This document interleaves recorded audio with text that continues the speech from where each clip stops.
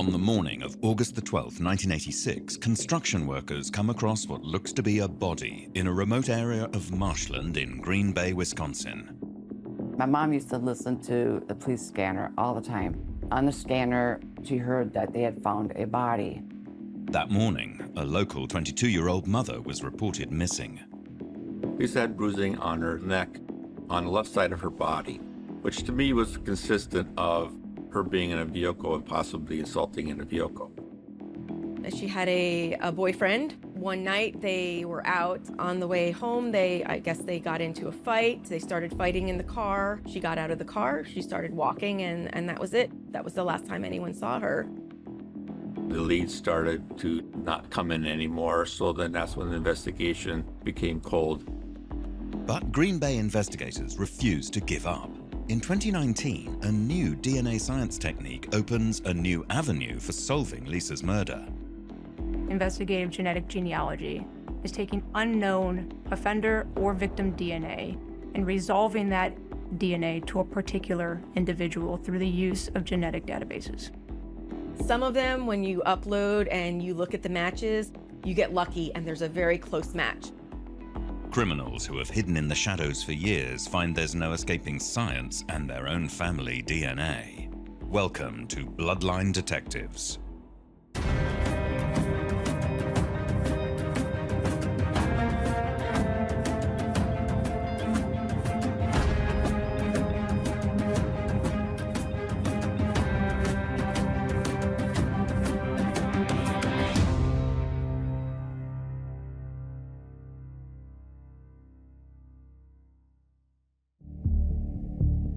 Green Bay, Wisconsin, 1986. A small, peaceful city located in the Green Bay area, an arm of the Great Lake, Michigan.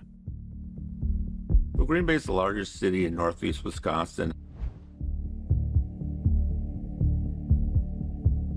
It's really the hub of the activity in this area, rated high as being one of the best places to live in the United States.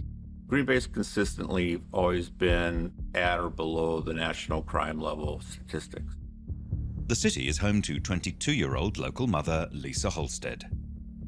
Lisa was very down to earth. And she loved going to the circus, going on little adventures, camping, the beaches when we were in California. Lisa Holstead was a young mother of a 4-year-old son. Family described her as being very affectionate. She had everything to live for, everything ahead of her. I just think of, blooming, starting to bloom. Yeah, we would collect unicorn statues, T-shirts. I ended up getting one up on her because I went and got a tattoo of a unicorn. And I know she probably would have too if she had the time to do it, but she was a lot of fun. She was. And Jeremy was her pride and joy. They always said that, she always loved me and made sure I was taken care of. I do remember she was very caring and loving. The type of person that I believe Lisa was a loving mother who was doing everything she could to provide for her young son, Jeremy. And who was engaged in her family and very loved by everyone in her family. But on the night of August the 11th, 1986, a horror would befall Lisa that would change the lives of her loved ones forever. August 11th, we went up to Crivets. My dad's family had some land up there, and we spent almost like the whole entire day up there. Lisa, she was 22 years old, and she had a boyfriend, and one night they were out. Her son was staying with her family. On the way home, got into a fight. They started fighting in the car. The car was stopped, and she decided that she was done. She got out of the car. She started walking, and that was it. That was the last time anyone saw her. Her living boyfriend, John, who Lisa was living with at the time, and John had actually called Lisa's mother, told her that Lisa had not come home. Lisa's mother was concerned about Lisa and her whereabouts, so she did call the police. Her parents were very upset that she did not come home, and they filed a missing persons report. John was there. her boyfriend, and he was always like off to the side. On the outside looking in is basically what it was. So we had a lot of fun up there. Then we decided, to come back to Green Bay. And one of my friends had a bar out there in Duck Creek. It's kind of like Howard also. So we met at that bar there, and we're playing pool and darts and having some drinks. And my boyfriend and I at the time, we decided to go across town. We departed that bar, and everybody else stayed there. That's basically all I know from that point on. Then after leaving the bar, Lisa and John took one of Lisa's sisters and the sister's boyfriend home. So as they were traveling back to their residence, they did get into an argument. So when John stopped at the red light at the intersection of Taylor Street and West Mason Street, Lisa got out of the car, slammed the door, and started walking away. What happened was Jeremy spent the night at my sister Lori's house where my mom was staying, also overnight there. And John had called to see if Lisa was there. And, my mom said, no, she should have been with you. So when it was reported, they did send an officer to Lisa's residence, and the officer spoke with John, and John provided information that he and Lisa had been out the night before, that they were on their way home, they got into an argument. They approached a stoplight, and at that time, Lisa got out of the car, slammed the door, and then started walking off.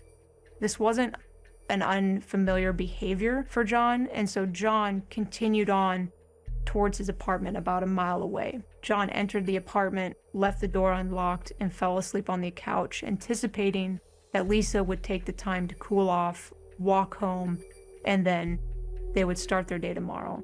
But when John woke up the next day, Lisa wasn't there, and he became worried and concerned and began calling around to include Lisa's mother and sister and various hospitals and the police department to see if she had been picked up, but no one had seen Lisa.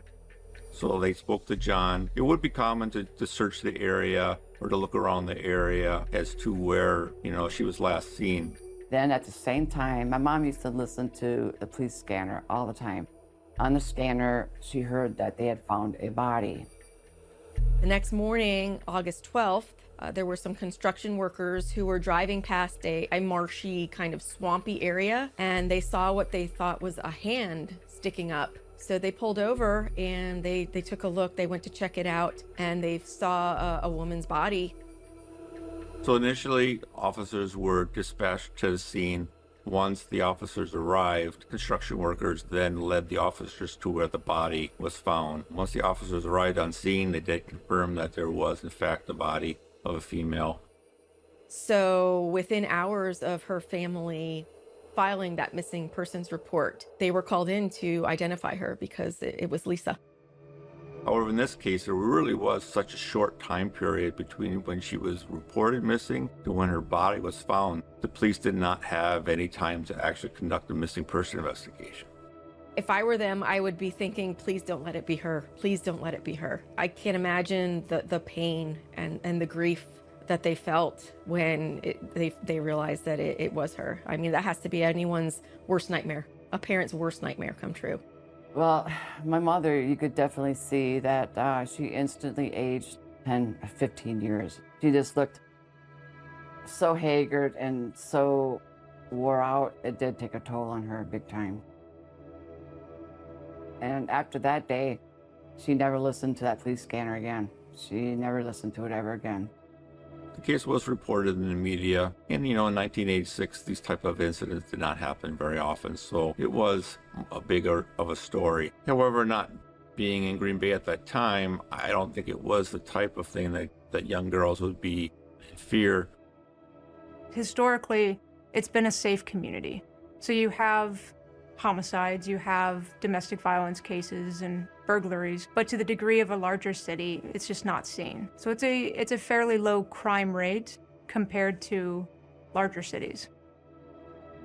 Although, there still was this unknown person out there that had committed this heinous crime that potentially involved a sexual assault. So always anybody at that time would have been more cautious and on the lookout. While Lisa's family struggled to come to terms with this earth-shattering event, police begin searching for her killer. Will the crime scene unlock vital clues as to what happened that night?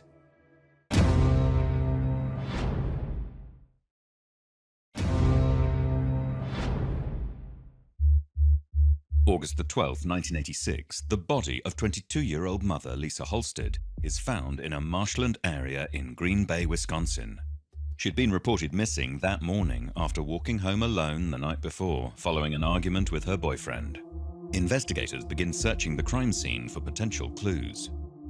The park at Kenner Park, it's a wildlife area that's located in the northwest corner of Green Bay. It's very rural, and it's really adjacent to the Bay of Green Bay itself, which is a marshy area with lots of walking trails. Looked at all the cases in the past, and I've never known another body to be found out there. Upon arrival, they did observe some tire tracks in the dirt because it was a dirt road where she was found off of. And the tire tracks looked like it was traveling from one direction to another, but got real close to where Lisa's body was found. So it's cleaned up. It used to be an industrial dump area. You can see it from the highway, and it's really been given back to nature. And also in that area just adjacent to where her body was found, they found a shoe print in the dirt also. So in that type of evidence, they collected by using plaster Paris and collecting the actual imprint of the shoe and imprint of the tire tracks. Fortunately, with the Lisa Halstead case, we had a significant amount of DNA that was remaining from the original crime scene. And then Lisa's body was located in a water-filled ditch adjacent to the road where the construction workers were traveling on. And her body was just submerged with no top on, just her jeans, no shoes. She had a belt on her pants. There was also a belt that they were looking for. And I remember having to dig through my stuff and find these belts that were like similar and turning them over to the police. The medical examiner performs an autopsy on Lisa to establish how she died.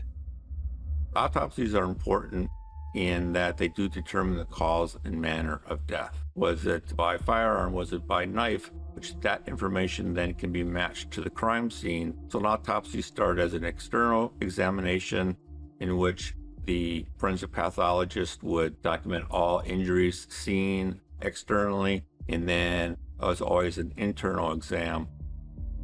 They had kept her body for a while because I guess as time goes on, they wanted to see any kind of bruising that might have showed up or any other evidence.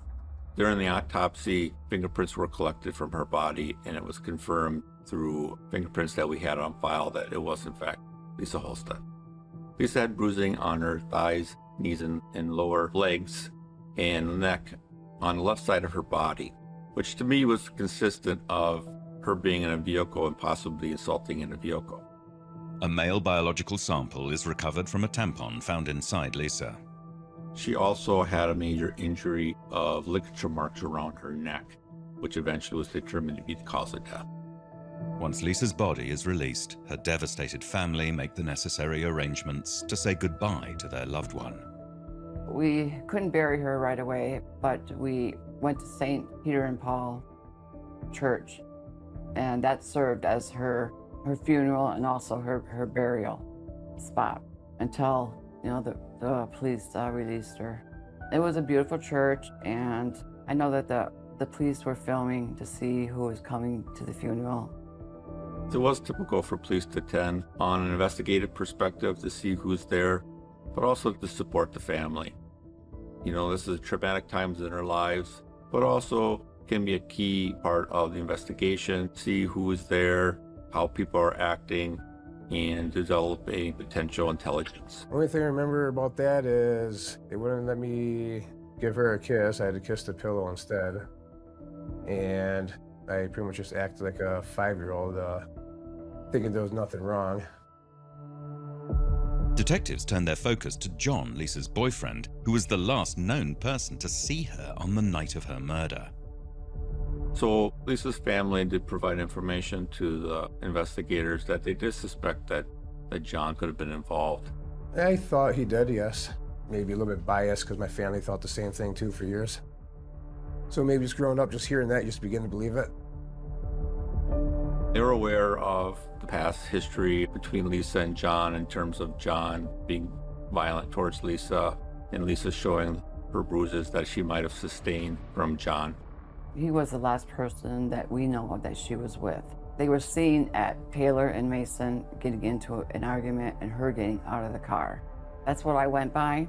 And also that evening, I heard for the first time that they had gotten in an argument the Friday before and that he had bit her on her shoulder. They talked to an ex-wife and I believe another ex-girlfriend, and they both did state that John could be violent at times. According to Lisa's mother, if Lisa didn't come home at night, John would be calling her, wondering where she was at that night, late at night.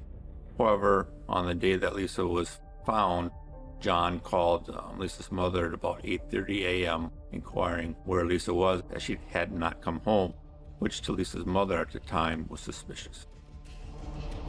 A majority of the time, it's often individuals who are close to the victim who tend to be the number one subject and who often commit the crime. Several people that come forward about comments that John had made over the years. One of the comments was that, he potentially could have killed her at some point in time. Comments after the homicide that he was a fighter and he made some bad decisions and stuff. But it was always very non-specific type of comments. There was reports of domestic violence. Officers had been called to their apartment on a number of occasions for fighting, for violence. And so there was a history there. And so John was looked at closely because John himself admitted to a fight that evening. They did ask John to perform a polygraph, which was a practice back then. He agreed to more than one polygraph. And I know at least during the initial one, he was found potential for deceit. It doesn't necessarily mean he failed it, and you could conclude that he was telling the truth or not. She was with him for a while, up until, when she was murdered and stuff. John appeared nervous. His eyes were red. He had been crying, but he also seemed a little reluctant in his answers, but also it was just his overall demeanor of being uncomfortable and being nervous. But with no solid evidence on John and no real leads to move forward with, the case begins to go cold. I think every agent has that one case, that one cold case that's been sitting and sitting and sitting, and they never forget it. Well, after the first couple of years of investigation, the leads started to not come in anymore, so then that's when the investigation became cold. But nearly 14 years later, new investigators begin to test old evidence using developing DNA technology. So the retesting really occurred back in the 2000s by the Wisconsin State Crime Lab. When I go into a case, I'm looking for what DNA is remaining. Is there DNA present at the scene? And fortunately, with the Lisa Holstead case, we had a significant amount of DNA that was remaining from the original crime scene. It was in about 1995, new investigators received some more information concerning the case and also took a second look at the evidence that was collected and then sent off to the crime lab for continued investigation. So March 31st, 1998, the police department did receive a report from the crime lab concerning several items of evidence that they examined, specifically the tampon that was found in Lisa. And so they were able to find sperm on both ends of the tampon. And upon doing a DNA test, they found it was from the same person, the same donor. On February 16, 2004, the Wisconsin Crime Lab re-examined the tampon and sperm that was found. They did STR analysis on the sperm, finding that the sperm was from the same donor. However, testing on Lisa's DNA and John's DNA was also done, and John was eliminated as being the donor of the sperm. Once again, detectives are out of leads, but all hope is not lost. Could forensic investigative genetic genealogy be used to identify Lisa's killer?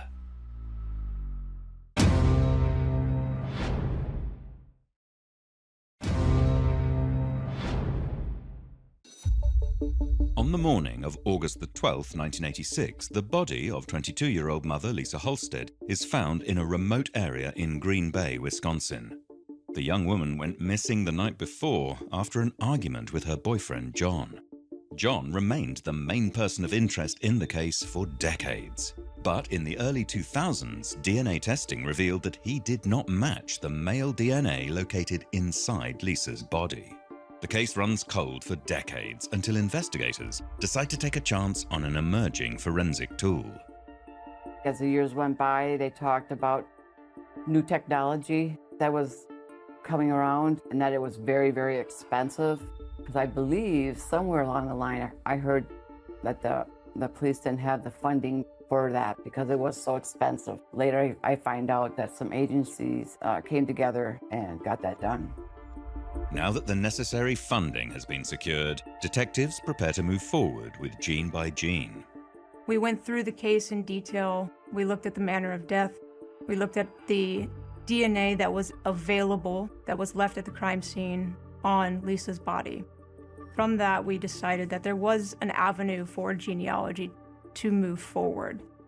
There was a DNA profile that was developed but was not identified. Being having an interest in cold cases, I asked that if I could become the lead investigator on the case, and I was given that responsibility after the detective retired. So CODIS was created by the FBI. This is where we warehouse individuals who have made felony offenses. There's a national CODIS database, which holds all felony offenders, and there's also in-state CODIS databases that are housed within each individual state. So this is where our offenders or individuals who have committed a crime but their DNA has not yet been identified is kept. The male DNA sample is entered into the CODIS database, but once again it yields no hits. But then really it was actually the Golden State Killer, that case, that actually inspired me to learn more about what investigative genealogy is and how DNA profiles can be identified using means not through CODIS and other means. So that really piqued my interest. December 18th, 2019, a portion of the DNA taken from the crime scene was sent to a private lab called Gene by Gene, where they do not STR testing, but the type of testing that is used to be able to upload to these public databases. Forensic genetic genealogy is the combination of DNA testing. So we're using a DNA extract to develop a SNP profile. A SNP is a position in your DNA that is uploaded into a consumer genetic genealogy database. The ones used for forensic genetic genealogy, there's only two. It's Family Tree DNA and GEDmatch. So familial DNA is forensic testing done within crime laboratories at the state level. Familial runs off of the Y profile, which is passed down through males. Familial testing is, once a Y profile is created, then that is run through the in-state CODIS database.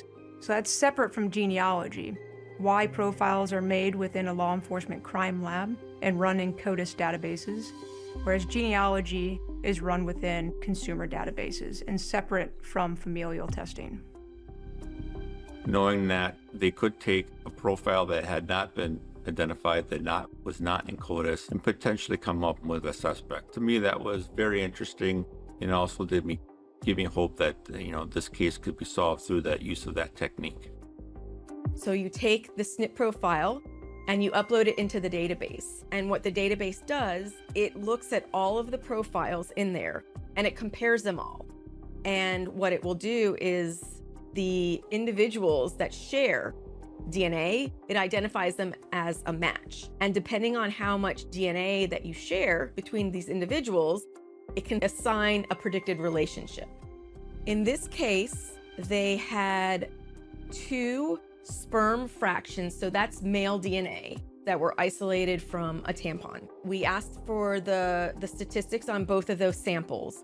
So the first sample, it was a mixture. So it actually contained DNA from both the suspect and the victim. We may be able to work with that, but it's going to be a little challenging. The second sample was majority male. So if there was any victim contamination, if there was any victim DNA in there, it was very, very low level, and we didn't think it was going to interfere with the SNP profile generation of the suspect. Genealogists begin building the family trees related to the male DNA sample.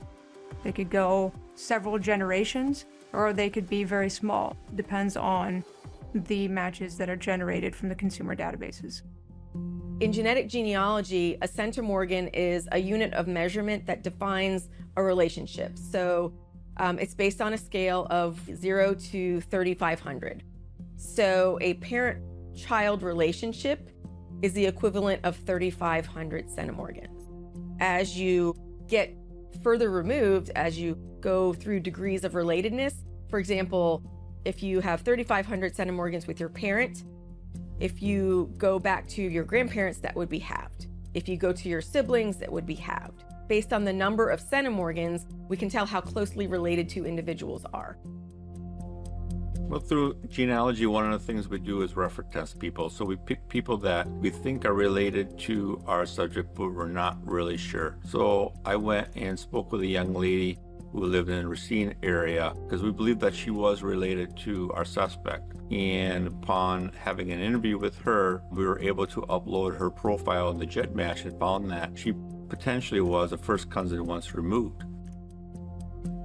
There was a 465 centimorgan match, which is the equivalent of a first to second cousin. It was a good match, but still, even with a second cousin, it's challenging because if you think about, even your own family, how many of your second cousins do you really know? It's a lot of work in order to build back to find that common ancestor and then, build back the tree into the present to identify the suspect. So during the course of my interview with this young lady, I asked her, did she have any relatives that she knew that lived in Green Bay? And she said, oh, I have an Uncle Archie that used to live in Green Bay. She told us that her uncle presently lives in Racine, but she knew that at one point that he lived in Green Bay. And the SNP profile, because we had such good DNA, quality was amazing. There was absolutely no question that we would be able to upload it into the database and that the matches there were going to be real matches. Sometimes when you have lower quality SNP profiles, you have problems with the matching, but this one, there wasn't going to be any issue. Got a distant relative of his that it matched, and thank God there was enough, DNA from Lisa that they could do this. It hit on a distant relative of his, and that's how they narrowed it down of who was in Green Bay at the time. So she identified her uncle as being Lou Archie Griffin. Using forensic investigative genetic genealogy, the suspect pool has been narrowed to one name, Lou Archie Griffin. Now detectives must track him down. So once we identify our individual of interest, in this particular case it was Lou Archie Griffin. So then the investigation starts into who is Lou Griffin and how is he connected to this case. Once receiving that information, I did a check into his background, and I found that he had been in prison for the sexual assault of a 12-year-old in the early 80s, but I also found that he had been released from prison in May of 1986. That led down a true discovery about Lou and his personality type and who he was and why, in particular, he was in Green Bay during that time. And it turns out Lou had been on probation after committing a serious offense a few years prior that led to him being in Green Bay. He was transferred his parole from Racine to Green Bay in June of 1986, which is very shortly before Lisa's body was found. So I knew he was in the area, and he also had a past history of this type of conduct. Detectives get into contact with Lisa's sister Susan and inform her of this new lead to see if she had ever heard of Lou Archie Griffin or if he was known to Lisa. Yeah, they told me the name. They sent me the link or whatever it was. I never heard of this guy and definitely didn't recognize him at all. We started honing in on Lou. Who is he? Where does he live? What is his daily life? What are his patterns? And this is significant because we need to really learn who Lou is so that when we do interview him, we have a good beat on the type of person this is and how can we best approach him.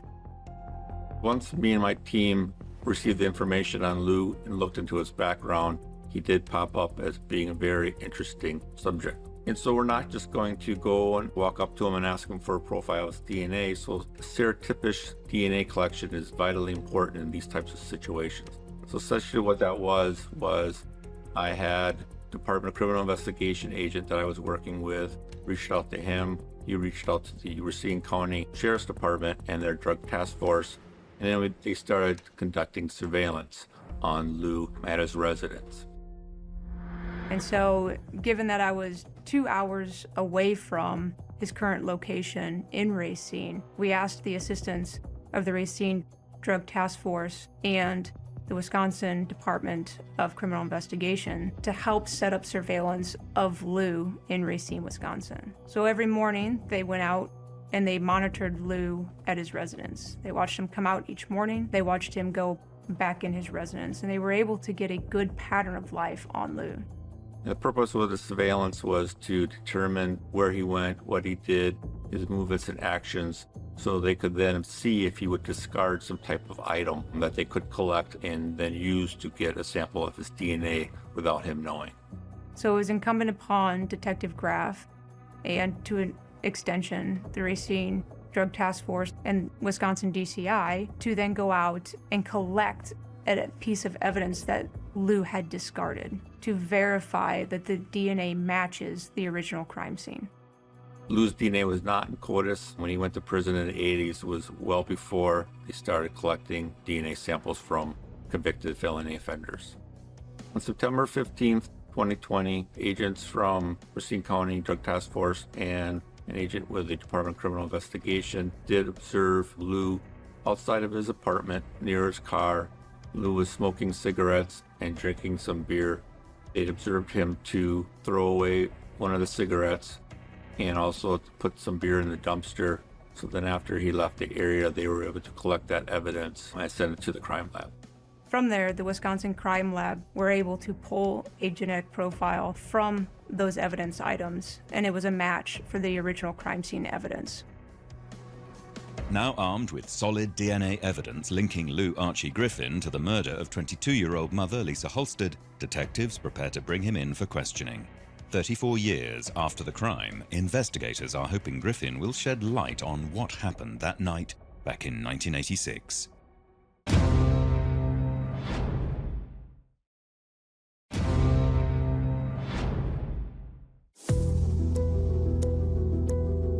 August the 12th, 1986, the body of 22-year-old mother Lisa Halstead is found in a marsh in Green Bay, Wisconsin. She disappeared the night before after an argument with her boyfriend. Despite an extensive investigation, police could not find her killer. Then, in 2019, detectives enlist the help of Gene by Gene, a company specializing in forensic investigative genetic genealogy, who identify a prime suspect, Lou Archie Griffin. Detectives surreptitiously collect Griffin's DNA, and it matches that of the crime scene. Now they must bring him in for questioning. Everything has to be kept tightly under wraps. You have to have a plan, you have to be methodical. And given the work that the Wisconsin DCI and the Racine Drug Task Force had done, gathering that pattern of life, we were able to construct a plan on our approach of Mr. Lou Griffin. It was determined that myself and other detectives from my agency, as well as the FBI and the DCI, were going to make contact with Lou just outside of his residence. So I was waiting with Detective Graff in the interview room at the Racine County Sheriff's Office. Lou was located almost directly across the street from the sheriff's office, and so the approach until the time he was delivered to the interview room was very minimal. As he left his residence, they had a conversation with him. They said there was a couple of detectives from Green Bay who would like to talk to him, and so he did agree to voluntarily come to the Racine County Sheriff's Office to speak to myself and FBI agent Sarah Deron. Another purpose was that I had obtained a search warrant to obtain a sample of Mr. Griffin's DNA to compare to the STR profile developed from the crime scene. And again, confirmed that it was him. When investigators knock on Griffin's door, they are surprised by his demeanor. That Lou not asking why he's wanted down at the sheriff's department or who wants to talk to him is odd. That would be the first question that I would ask. Lou asked none of those prior to coming to the sheriff's office. Well, we started off the interview just trying to get him at ease.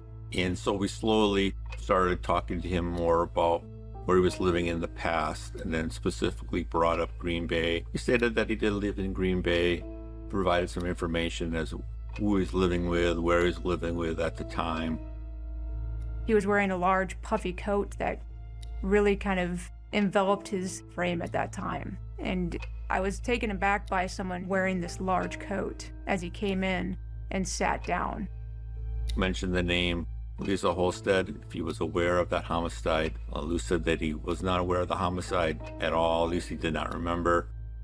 I think Lou Archie Griffin believes himself larger than life.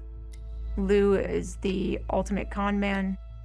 Anything he does, he can spin. Was telling us tales about being best friends with all the Packer players and being a favorite amongst them and their parties and having fish fries and having the Packer players over because he gave the best fish fries. Lou discussed attending various colleges that he was enrolled in throughout his time in Wisconsin and elsewhere.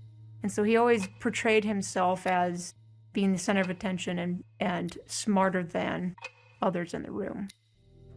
We slowly asked him more questions about what he was doing, where he was living, who he was hanging out with. And then more specifically, I got into any contact with Lisa.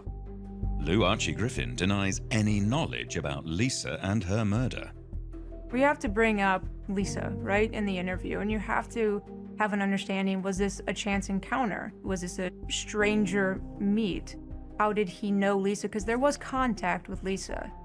At one point, he was showing a photograph of Lisa, asked her if he recognized her. He said he did not. We informed him that there was some DNA that was found. And so it's that reiteration that, okay, you've never met her. You never had any physical contact with her. At each point, he continuously said, nope, I've never seen her before. I've never heard of her. And so that was at that point where we felt comfortable with discussing the DNA that we found on her body. Because the only way for his DNA to be on her body was for there to have been some sort of physical contact. And we believe that person is the owner of that DNA, was also the person that killed her.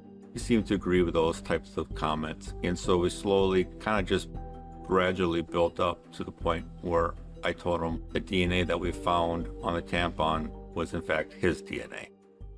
His reaction was stunned silence, because then you see the wheels turning, because he's just given us a narrative of not knowing this woman, having zero contact with her, and now we've told him that there's no possible way for his DNA to be located on her body unless there was contact, unless he had met her at that time.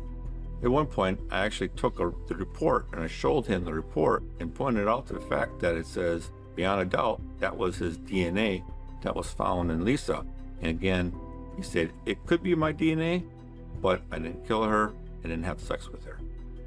He then moved into this narrative of suddenly remembering every moment of that day back in 1986. But he actually did give us a timeline of events, that he was on the west side of Green Bay, that he went to a bar located in Schwabenau, which is a suburb to the south of Green Bay. And then he gave us the route that he took back to his apartment, because his apartment that he lived at the time was halfway in between where Lisa was last seen, where her body was located. So not a very long distance at all. So he started off with going over to pick up illicit drugs from one of his dealers. And then he traveled down a road and then turned right on Military that took him up to McDonald's that was located across from his apartment complex. And he was very adamant, if you just go get the camera footage, you'll see me ordering 2 double cheeseburgers. But what we do know is the route he took would have taken him towards Lisa Holstead. And if he would have driven straight along the route he described, he would have run directly into where she had exited the vehicle. Well, at the end of our interview, we determined that we were going to arrest Lou for the homicide of Lisa Holstead. Obviously, I had a previous contact with Jeremy when my investigation first started and let him know what I was doing. And he was quite hopeful, but also realized that it had been that long that we might not be able to get answers. So the day that we did arrest Lou, we went and visited him at his work. Detective Graff called me and he met me at my work and, let me know that they caught him and they just got done driving him up and booking him in jail here. And he let me know who it was and showed me the mugshot. I was working in California at the time when I got the news, and I was floored. I had to sit down. Yeah, and I was very happy. In October 2020, Lou Archie Griffin is arrested and charged with first-degree murder. Now the case must go to trial. I don't think anybody's ever excited about the prospect of going to trial. I felt confident going to trial. Lou had placed himself near the crime scene. His DNA was located on her body, and he had denied knowing Lisa. So we felt confident, given the circumstances, that Lou was indeed the individual who had caused her death. The night before the trial was supposed to start, they did have that hearing, and that's when the judge ruled that that type of information could be brought in, that they could potentially try to blame John, who was deceased at the time, for the murder of Lisa Holstead. And so after a consultation with the family, it was actually, I believe, the defense that offered to have Lee plead to a lesser offense to resolve the situation, and discussed that with the family, and it was eventually agreed that Lee would plead guilty to second-degree reckless homicide, which was the statute at the time in 1986. The defense came up with someone who says that he was in jail with John and that John had told him that he strangled Lisa. This person made a report on it, so the judge was going to allow that into court. He was sentenced to the maximum that he could get at the time in 1986 for the offense that he pled guilty to, which was second-degree reckless homicide. So he got the maximum amount of 10 years. They came with this plea bargain to bring it down to manslaughter. Nobody even took time out to ask my father what he thought, and my father was too ill at that time to come to Green Bay. But nobody called him and asked him what he wanted to do. That's his daughter. He got 10 years, and because it happened in 86, he got time served, and manslaughter was only 10 years at that time. Because our district attorney has no backbone. I mean, they had a DNA evidence and everything else of sexual assault. And I don't know why they lessened the charge. It really was about 8 years, because they would automatically reduce somebody's sentence as long as they had good behavior. And he had already served approximately 2 years of that time in jail prior to the actual trial itself. So he was given credit for that time served. So in all, he could get out after 4 to 6 years. It is a bitter disappointment to Lisa's family and the investigators who worked tirelessly on this case that Griffin is handed such a lenient sentence. Still, it is a testament to all involved that her murder could finally be solved. I was extremely honored to be a part of the case. I was honored that the Green Bay Police Department trusted the FBI and trusted me throughout this process. It resulted in a conviction of an individual who committed a brutal homicide and would have otherwise gotten away with it had we not collaborated, had we not had trust in each other, and had we not worked hour after hour to find Lou Griffin. We have a name, we have a face to the person who did it, but there's no justice. Hopefully, moving out of Green Bay. Too much water under the bridge here. I do know that originally the boyfriend was a suspect. And that is one of the best things, one of the most powerful things about using forensic genetic genealogy as a tool, because not only is it able to identify a suspect, but it's also able to exonerate people of interest. So in this case, had the boyfriend been around and had they been able to do this at the time, they would have been immediately able to say, it's not him. I had a dream about a day to 2 days or so after Lisa died. Desert setting, couldn't see off into the distance at all, no horizons or nothing. We came across a little house on stilts. We walked up this wooden board, and we went inside, and it was a square room, and from the ceiling to the floor were books, and it was lit by an oil lantern. Off in the corner was like a waist-high table, and my sister was laying on it with her hands crossed on her chest, and she sat up, swaying her legs over the side, got off the table, and she walked right past me, in front of me. She walked across the room, and there was like a white door there with a doorknob on it. And she opened that up, and this pure white, blinding light came flooding out of that room. And she walked into that light, and I knew instantly that Lisa was with God, that she's safe. And I woke up, and I just knew. I knew my sister was safe.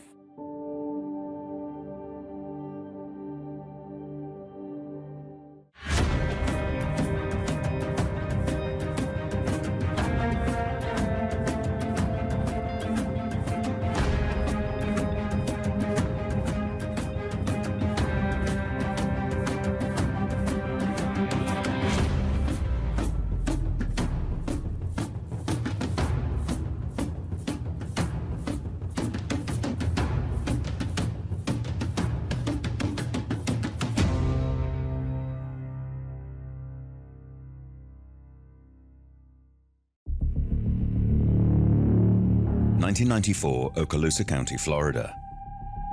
A group of inmates uncover a disturbing scene on the side of the Interstate 10 highway. One of them discovered a body while they were landscaping, almost fully decomposed. She was almost entirely skeletonized. She still had some flesh on her. There's a lot of information that you gather from the soft tissue that you wouldn't necessarily have on your skeletal remains. The zip ties at her throat were really the clue that this was a homicide. Detectives do everything in their power to try and uncover the identity of their Jane Doe. But they are ultimately unsuccessful, and the case goes cold. We did get some leads from other people that were missing. However, those leads were followed and nothing was able to come out of it. We weren't able to identify her. I think that they were shocked to find someone they couldn't identify. It isn't until nearly 30 years later when advancements in technology give detectives another chance at identifying Jane Doe. We were very excited, as we had wondered since 1994 who this victim was. I told my colleagues that we're going to identify her before the end of the year. Criminals who have hidden in the shadows for years find there's no escaping science and their own family DNA. Welcome to Bloodline Detectives.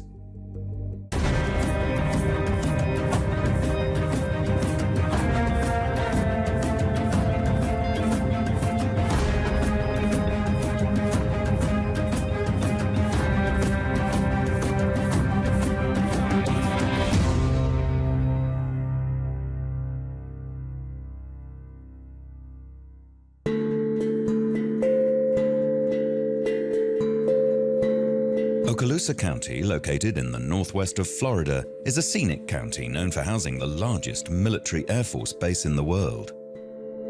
We have emerald green waters and white sugar beaches on the south end, and then we have farmland in the north end of the county. Okaloosa itself is a Choctawhatchee Indian word for black water because of the color of our rivers in the north end of the county.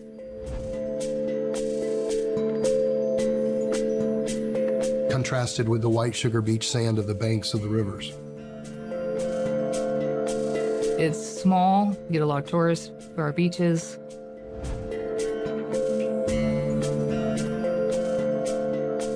I was born and raised right here. I personally love our community. We live where people vacation, so this is a wonderful place to live and raise your family.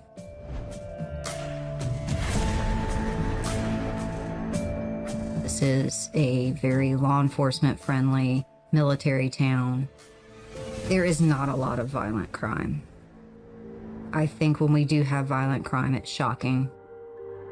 I think it's fair to say that the violent crimes are rising, but nothing compared to other cities. And then in 1994, in the 90s, from what I understand, pretty low crime rate. Much of the Okaloosa area is occupied by swamps, recreational vehicle parks, RV parks.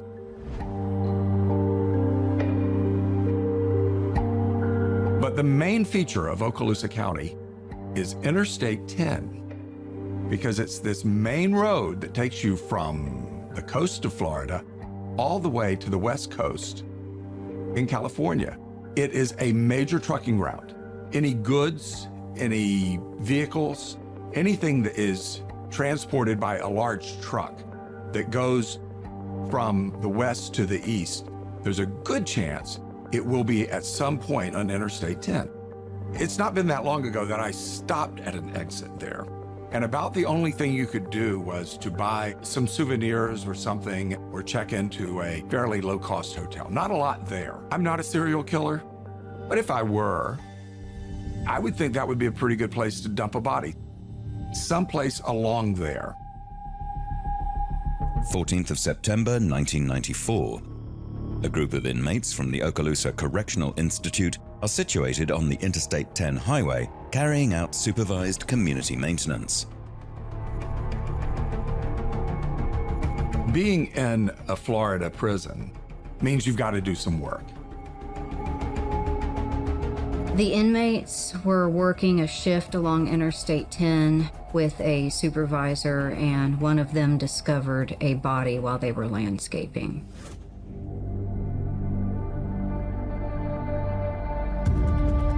That inmate ran to his supervisor right away and let the supervisor know what he found. They notified law enforcement right away.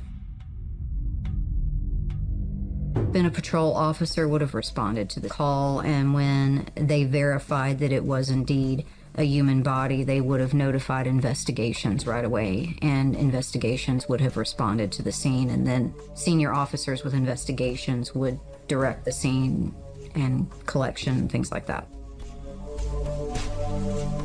Back then, we had about 7 investigators that worked for the whole county. One of them would come out and be the lead on the investigation.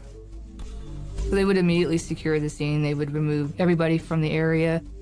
They would tape it off to prevent anybody from being able to come into the area. And then they would do scene sketches, drawings. They would photograph the scene and then contact the medical examiner's office, at which time the coroner would respond and take possession of the body and or the skeletons in this case, and then just finish processing the scene. Scene preservation is the first thing law enforcement does. And then after scene preservation, then comes evidence collection. When we are looking at a deceased, a body, we're looking for evidence as to how they died. Is this an accidental death? Or is it a crime?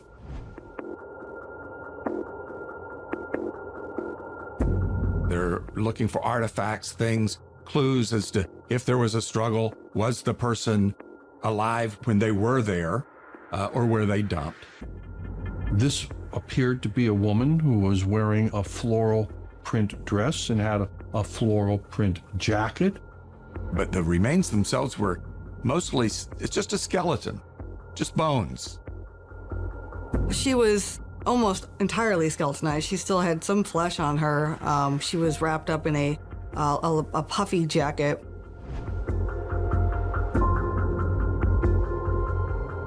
And there was a little bit of a floral print dress and then a little bit of jewelry.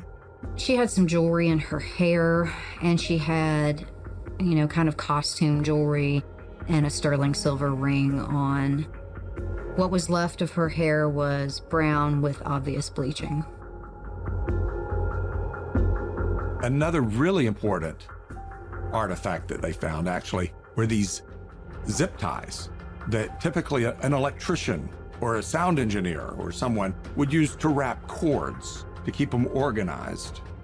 They found that, and it was right with the body and right in the neck area of the body. The zip ties at her throat were really the clue that this was a homicide. Crime scene investigators collect and preserve all pieces of evidence found with the victim's remains. They also take samples from the scene itself, in the hopes that it will reveal more information about the condition of the victim and how long they might have been there. They collected insects, foliage. I know that there was a forensic entomology report done to try to determine the time of death based on the degree of decomposition. They can look and see, oh, well, that insect takes this long to find and colonize and grow in a corpse. And it's like a flag, a marker for them. When they see that particular insect, that bug, in the remains, they then can make a conclusion generally, an educated guess about how long that body has been exposed to the elements and to the insects. I don't think anyone ever pinpointed an exact time of death because of the state of decomposition. It was very difficult, but they did use forensic entomology and do the best that they could with the state that the body was in. They believed that it had been there no later than April of that year, April of 1994. The evidence is collected, it's secured, and then we send it here locally to Florida Department of Law Enforcement to get analyzed to see whatever DNA or anything they could get from it. What they're looking for as well is evidence of identity. With the remains of an unidentified person on their hands, along with the impending threat of a killer who could strike again, Okaloosa County detectives wait in suspense for the autopsy to yield any leads as to who this Jane Doe might be and what exactly happened to her.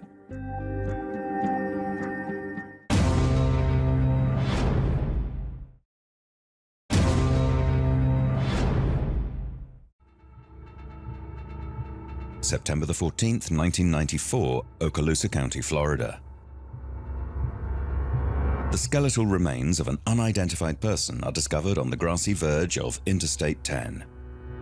Crime scene investigators immediately secure the scene and take every bit of evidence for testing.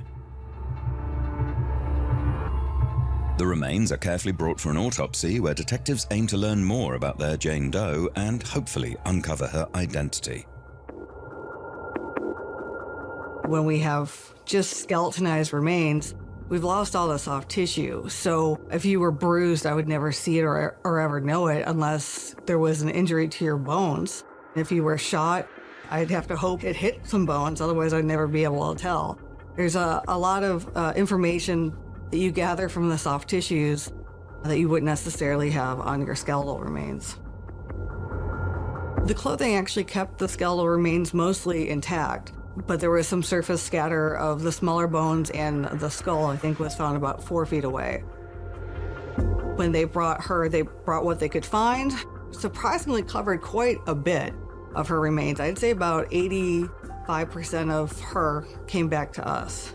They documented all of her clothing, and since she was an unidentified person, they also documented the tags and the size of the clothing, which can help us determine maybe how old she is and how big she was.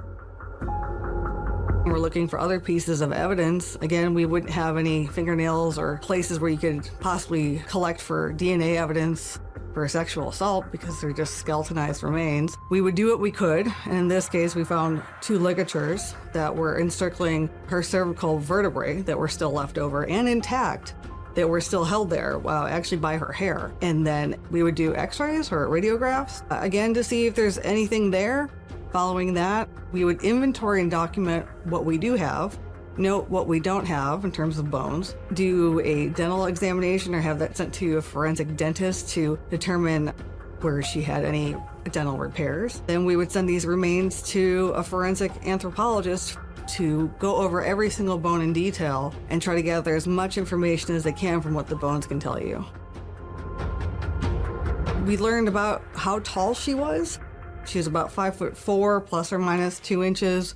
And surprisingly, they made a guesstimation of how much she weighed based on her bra size, which was a 34B, which I thought was remarkable.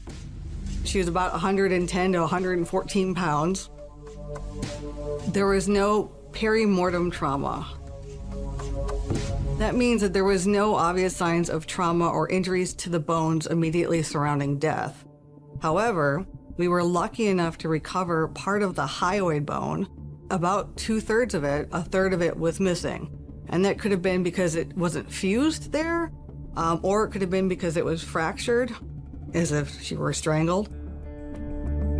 There was a major clue in the autopsy room that would lead to a conclusion of the cause of death. And that would be these black electrical cord ties around the neck. It doesn't take a very experienced detective or even a journalist to conclude probably was a strangulation involved in this. With the autopsy revealing the height and weight of their Jane Doe, along with the suspected manner of death, investigators now begin to pour all of their efforts into uncovering the identity of the victim. In the mid-90s, they didn't have the tools that are relied on today by the same detectives. Databases were just starting to be created and to be shared. Forensic tools that we depend on today were in their very early stages. Forensic science has come a long way in the last 30 years. They consulted with multiple agencies and they scoured missing persons reports. But with a skeletal remains, it's a lot more difficult. You do not have facial ability to be able to recognize them, had no identifiable victim to be able to say this person is missing. We might send out a notification to other agencies in the area and we would tell them internally, hey, we have found a body or remains of a female. Do you have anyone missing? In fact, when we were reviewing the report, we noticed that they had at least 30 different missing people that they had further investigated to see if by chance our skeletons were one of those victims. They tried to track down the manufacturer of the clothing, I believe it was Brandywine Creek, I want to say, and determine where that particular dress was sold. They interviewed as many people as they could. They got trucking records. They went down every rabbit hole they could possibly go down and used every tool at their disposal that was available in the 90s, including working with other law enforcement agencies. They did everything they could to try and figure out the identity of this victim. The investigators do everything in their power to identify their Jane Doe, but all of their efforts lead them nowhere. However, in 1995, just 1 year after their victim was discovered, a new potential suspect comes forward. They had received notification from another law enforcement agency that Keith Jesperson had admitted to killing a woman along I-10 in Florida. He was incarcerated for, I believe, Tanya Bennett's murder. And he again confesses to killing multiple other victims in different jurisdictions. Keith Jesperson is infamously known as the Happy Face Killer, having unashamedly confessed to an additional 7 homicides after being arrested in 1995. Mr. Jesperson was very believable to the Okaloosa County Sheriff's Office. He told a story that made sense, and he gave them information that he would not otherwise have been able to get. At that point of time, we didn't have the public records that we have now, the internet, and all of the things that we have to make the kind of information, like she was found with zip ties and a floral dress, and the kind of jewelry she wore and things like that. It wasn't widely publicized. They can't do a whole lot without an identity of a victim. It's very difficult to prosecute those cases. When asked if Jesperson could provide any info as to who his supposed victim was, he could not remember much about her. He said her name was Suzanne or Suzette. I need to know that that's a Suzanne or a Suzette in order to prosecute the case beyond a reasonable doubt. We're required to prove that there's a crime that occurred in the body of the crime, and the way the law works is you can't prove it on a confession alone. Regardless of Jesperson's confession, detectives are unable to move forward with the case. Without a definitive identity for their victim, there's not much else that can be done in the eyes of the law. 96, about then it would be where it went real cold, because in 95 he'd already confessed, and then we interviewed in 96, but then shortly thereafter couldn't do much with it from there. I mean, the investigators tried to use whatever means they had at the time at their disposal to try and get justice, but they just were simply unsuccessful. We still at that point didn't have her identified, so we were not able to move forward based on some of the research that we've done throughout this process. I believe that there were people scared because nobody understood the circumstances to know why it happened, so they didn't know if they would become a victim as well if they were put in that place, in that situation. I think that they were shocked to find someone they couldn't identify and not be able to solve a homicide quickly. Much to the disappointment of the Okaloosa County Sheriff's Office, the case went cold and the story of their Jane Doe was destined to remain a mystery. As they move on to other cases, detectives are left constantly wondering about the little information they do have. Could they trust that Keith Jesperson gave a truthful confession? Could their Jane Doe really be Suzanne or Suzette?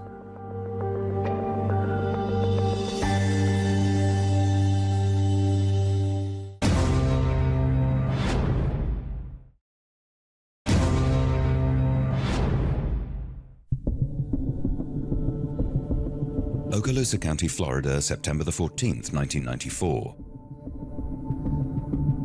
The skeletal remains of an unidentified person are discovered on the grassy verge of Interstate 10.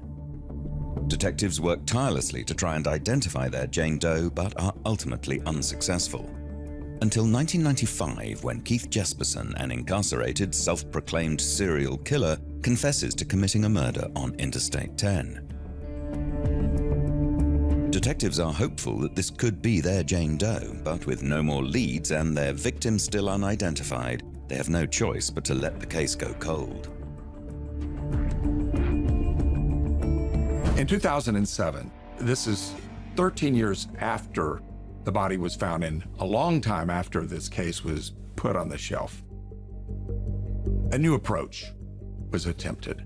They sent the skull off to a forensic anthropologist to do facial reconstruction and what they used was a clay imaging process. And that's where they place clay over certain points that are known to be of a certain thickness on the skull to recreate what the individual looked like in life. They're interesting because it's actually a 3D rendering based off of their skull structure. They can be really accurate. They photographed the model. They distributed it far and wide to police agencies and to the public. Have you seen this person? Is this person someone you knew in 1994? And at least it might be a visual trigger that would cause people to come forth with clues as to who this was. We did get some leads from other people that were missing and family members that had reported their loved ones missing. However, those leads were followed and nothing was able to come out of it. We weren't able to identify her. There were no leads after that. While the clay mask was yet to yield any results, investigators also sent the remains off for a new round of DNA testing in the hopes of creating a more detailed, up-to-date DNA profile that they could upload to CODIS. CODIS is the Combined DNA Index, and that is basically the national database where people whose DNA has been taken for crimes is entered so that it can be compared to and run against crimes in which there's known DNA, but not a known suspect or victim. But we ended up sending both to FDLE, the Florida Department of Law Enforcement, to their lab for genetic testing, and then ultimately also in 2007 to the FBI to do mitochondrial DNA testing. The profiles were generated, they were uploaded to CODIS, and there was nothing. We contacted NamUs. It's a nationally nationwide database for unidentified remains. Remains were sent there to compare to see if there's anything that, based on our investigation, would match any missing people that had been reported. However, there was no reports generated that did match our victim and or our location of where our victim was.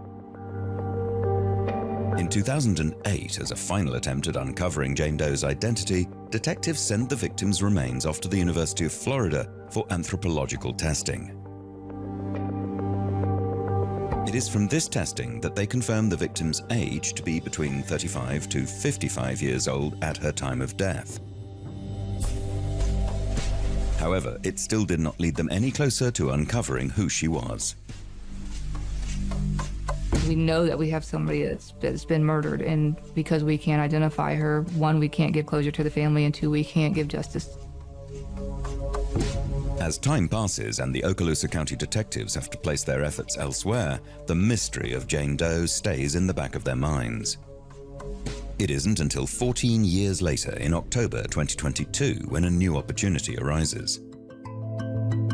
I was at a national conference in Las Vegas, and I attended a talk about forensic genetic genealogy, the advances of, and how they've been successful with it. Forensic genetic genealogy is when the DNA of a victim is compared in a database. They make sure that they have a full genome for the victim and then compare it to other genomes so that they can find relatives and identify our victims that have remained unidentified. Othram was the company that was offering to do these kinds of identifications. And I took a picture of the slide during the conference, and I sent it to my associate medical examiner, Dr. Lorraine Lopez, and I asked her, I go, can you initiate contact? Let's try to do this for Suzanne. Othram is purpose-built to identify victims and perpetrators from crime scenes using DNA.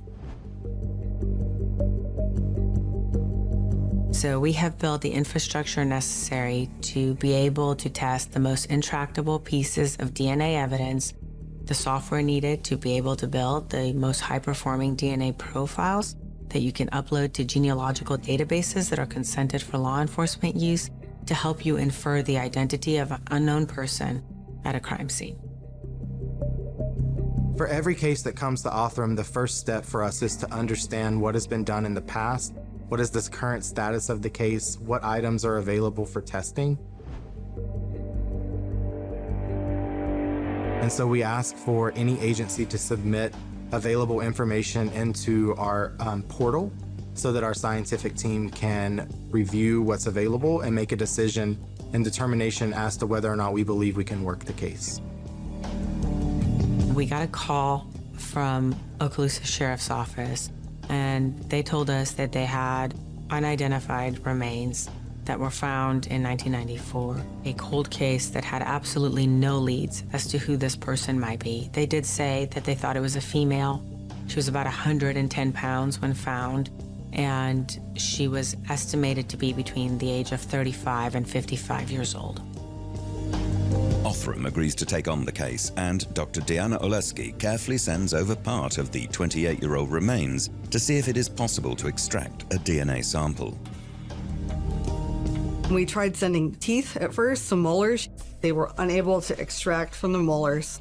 We did send a femur as well, and it also did not yield enough DNA for extraction.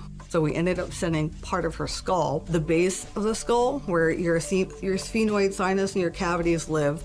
They've had better success with that than with teeth at extracting DNA. At the end of December of 22, they were able to extract a profile from that.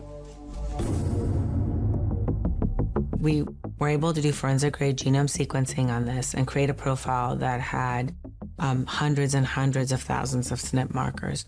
They had enough material to generate a profile.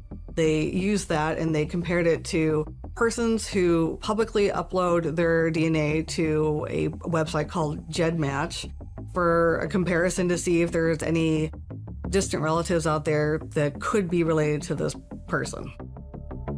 It was actually a really good profile and uploaded and led to matches in the DNA database. We knew that there were clusters of relatives in certain parts of the United States, and that's important information. Not always are you able to immediately point to the name of a person, but rather you point to the name of relatives, and those relatives can be data sources. It was early 2023 where we provided back the family that we thought the person belonged to, and then law enforcement made contact with her family. They asked if someone was missing. They said yes. They asked family member to provide DNA so that we could confirm the result. The victim's mother. They performed a buccal swab for YSTR testing to compare that to our victim and determined that it was indeed the child of the person whose DNA they had taken a buccal swab of. The buccal swab test returned a positive result, meaning that Othram had successfully found the mother of Jane Doe. I told my colleagues that we're going to identify her before the end of the year. We were able to identify her within 2 months. I was in my office and Dr. Lopez yelled at me down the hallway and said, "We identified Suzanne." I go, "Oh, what's her name?" And she goes, "Suzanne." I go, "Are you kidding me?"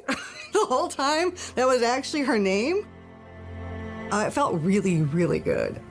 It was pure and utter excitement. We kind of bounced around for a couple minutes cheering that we actually had her name for once, and it was incredible. Detectives are finally able to put a name to the remains. It's Suzanne Schellenberg. She was 34 years old at the time that she was killed. We were very excited, as we had wondered since 1994 who this victim was.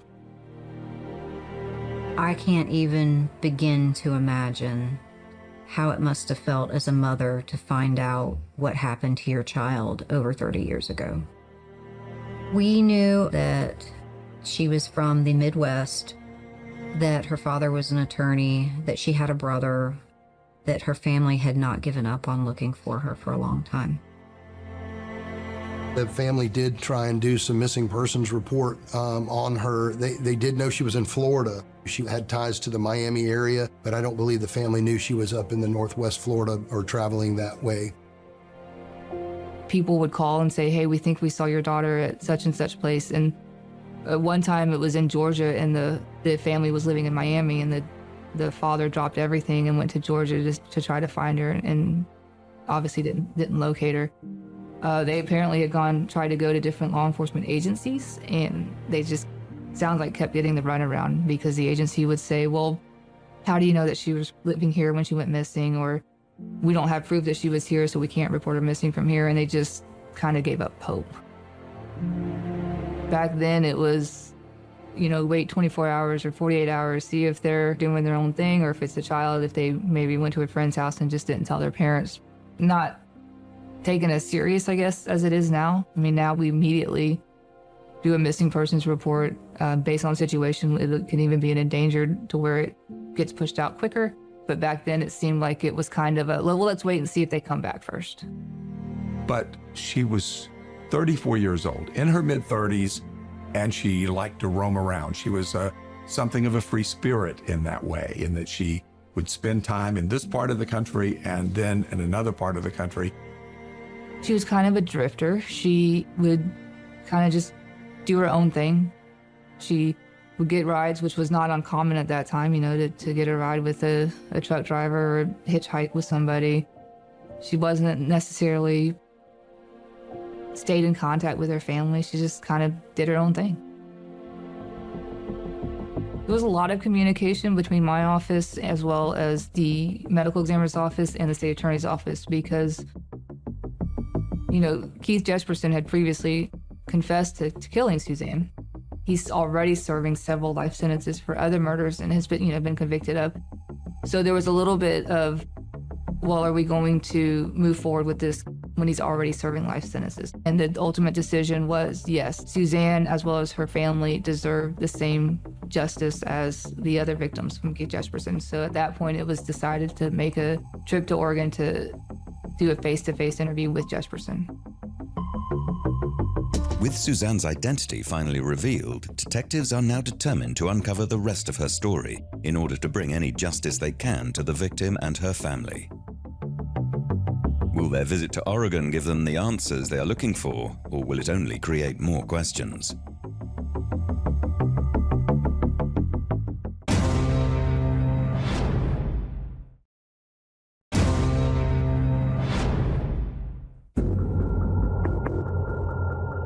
Okaloosa County, Florida, 1994. The unidentified remains of a woman are found dumped at the side of Interstate 10. Detectives spend 29 years trying to uncover the identity of this Jane Doe. They use everything in their power to garner as much information about the remains as possible over the years, but are ultimately unsuccessful.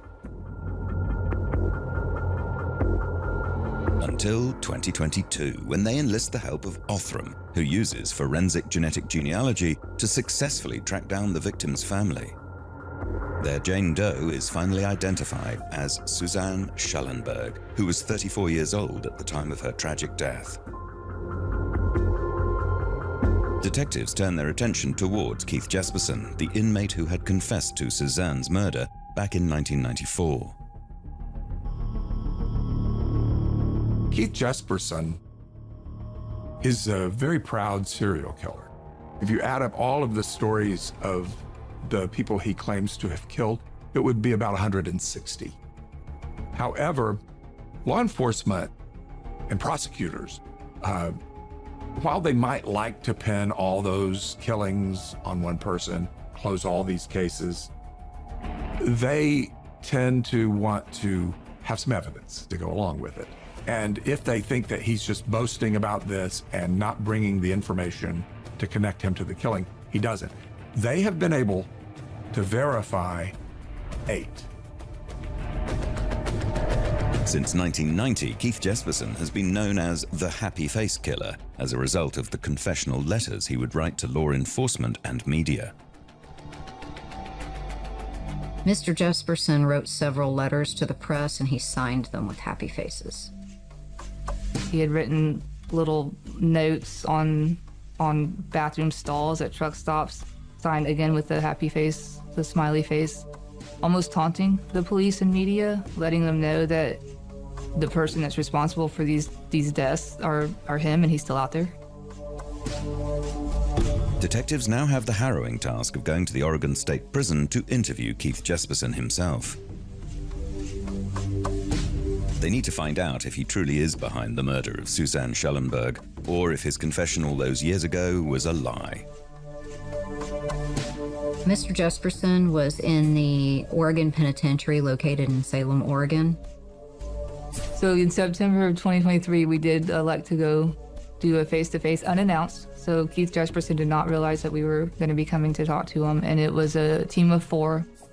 The team was chosen by choosing the lead homicide investigators from the Okaloosa County Sheriff's Office, a Florida Department of Law Enforcement agent because they had been involved in the case with the Okaloosa County Sheriff's Office, and a prosecutor that could offer what's called a proffer agreement with Mr. Jesperson in exchange for his testimony. It was myself, my partner, Investigator Pittman, FDLE Special Agent Mark Zager, and then our Assistant State Attorney who was going to be trying the case, which was Michelle Sandler. We look at several different scenarios that could happen before we go there, and we review the case file heavily so that we can gauge his truthfulness. The fact that we had a confession from 1996 was incredibly helpful because then we had something that we could compare to the evidence and to whatever statement he gave in 2023 to see how truthful he was being. We needed him to answer time and place and detail more than anything else. We needed to make sure that he knew things only the killer would know. We were a little worried he might feign ignorance or refuse to speak with us. Once we got there and we introduced ourselves, Keith Jesperson knew exactly why we were there.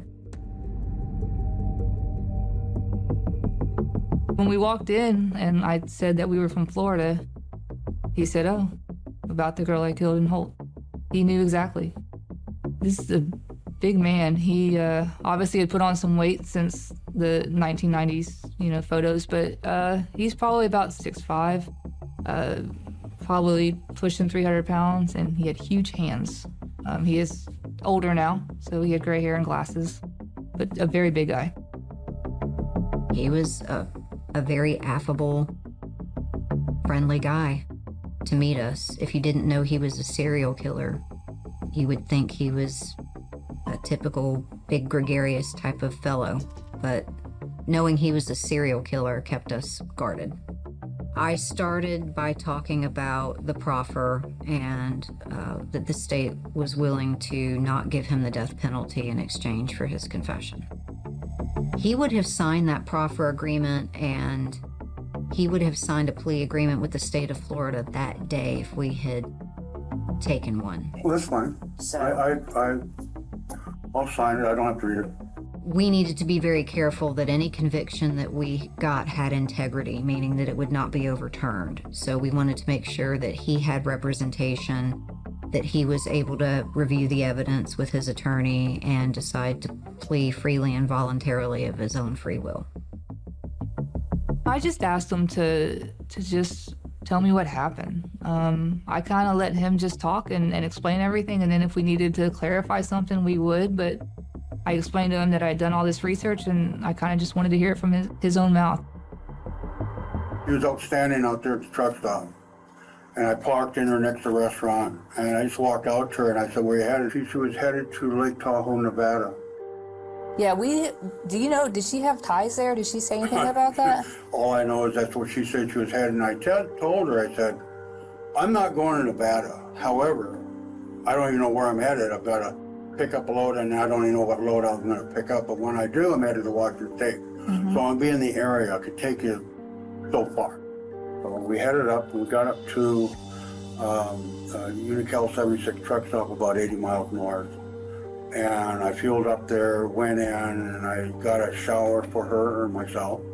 We didn't shower the same shower. We showered separately. I told her meet me in the restaurant, and we'll have something to eat before we head north. And so she sits down, and she ordered all-you-can-eat spaghetti, and she was on her second plate. We need to get going. Right. So she gets in the truck. We take off. Now, I backtrack about, I don't know, 20 miles maybe, and drop down into Florida. Okay. So we can get on Interstate 10. Yes, sir. And we're heading west on Interstate 10, and at exit 18 is the rest area, and I park in right behind the security there. She was sleeping, and he decided, well, you know, I'm not supposed to have unauthorized riders here, so let me go make sure I don't get in trouble. He claims that she was asleep and that he was trying to be a gentleman and wake her up to see if she needed to use the restroom. And when she woke up, he thinks he startled her, but she started screaming, and he knew that that security officer was right next to him, and he didn't want to get in trouble. And then she started screaming. She just sat up and started screaming. I was like, shut up. The more I told her to shut up, the more she screamed. Okay. And I don't need that because I wasn't supposed to have people in my truck anyway, non-authorized and all that, so I just killed her.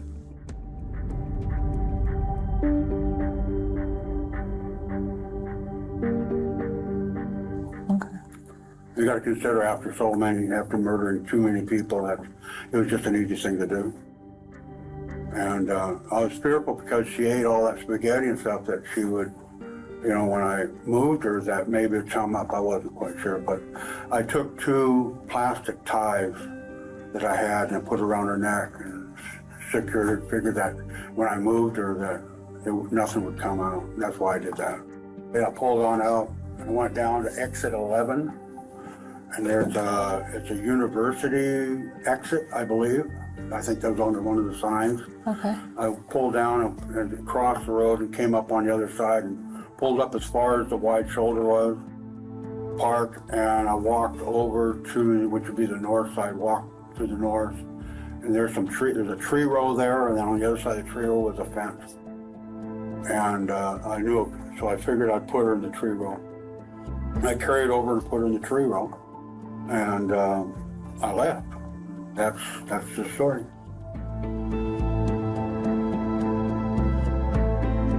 It was chilling to hear somebody so casually discuss the murder of another human being.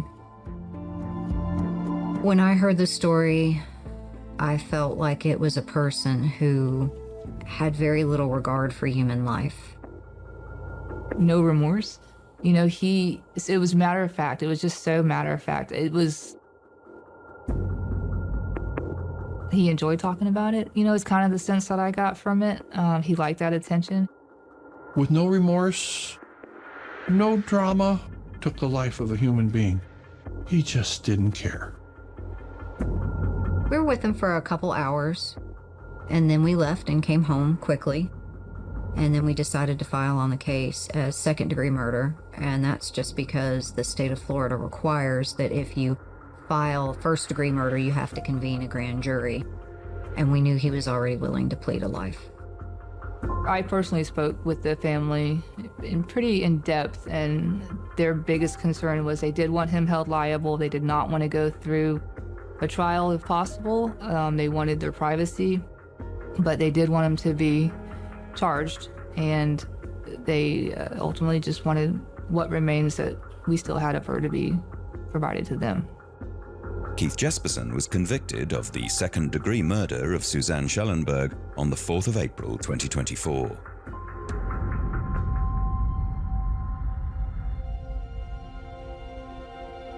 I was happy to have the case closed, to have justice for Suzanne Schellenberg. Do I think there's closure for the family? I mean, I don't know that there's ever closure. To have a family that had hoped that their loved one had just kind of done their own thing and went separate ways, to now know that she was deceased, and not only deceased, but murdered in a very violent way. I don't know that you could ever have closure for that. We contacted the family, and they had to make arrangements for her remains, which once we had gathered and gotten back from Othram, we made sure that we had all of her back.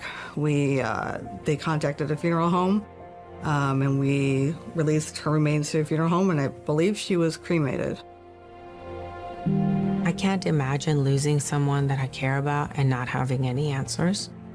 And I think that there's nothing more devastating than allowing a serial perpetrator to conceal the identity of someone and take away their voice forever. They leave them voiceless. To me, that's horrible. And so it means a lot to me to be able to say that I think this technology is going to lead to a world where no one is ever left voiceless like that. It certainly motivated me to make sure I never give up on a case. Just because we don't have something right in front of our eyes doesn't mean we can't develop something, and it grounded me to know to keep working on these cases, because somewhere out there's a family member that is wondering where their loved one is or deserves that justice. And I have cold cases all the way back from '73, so it's given me hope to try to move forward on those and get justice to where we're able to solve all of our cold cases.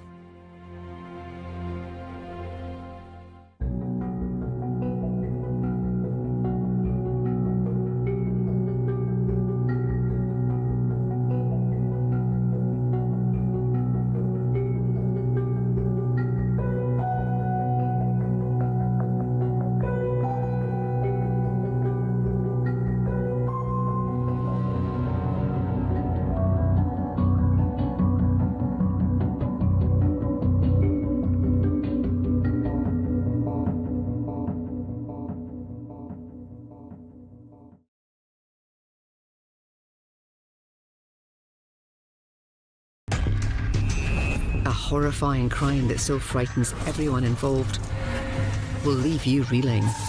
It was terrifying. A murder so bloody, so savage. You're like, that's not real.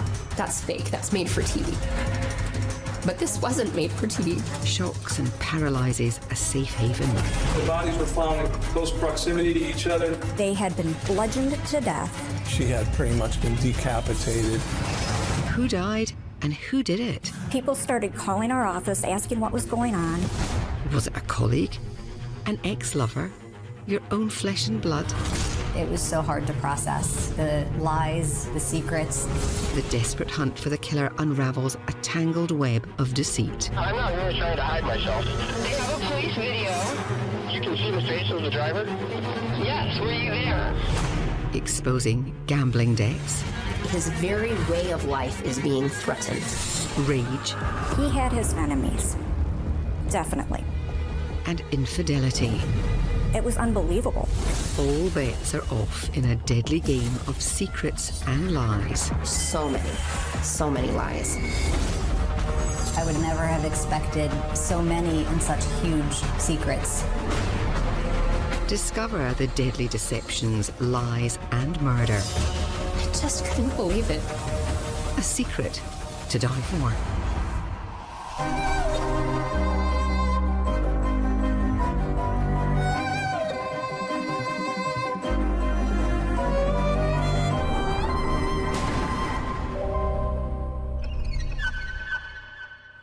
Pleasanton, California is the centerpiece of beautiful Alameda County in the San Francisco Bay Area and one of the wealthiest towns in America.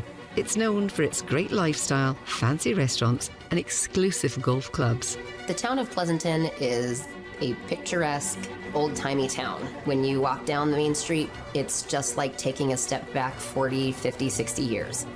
And everybody knows everybody. The schools were excellent.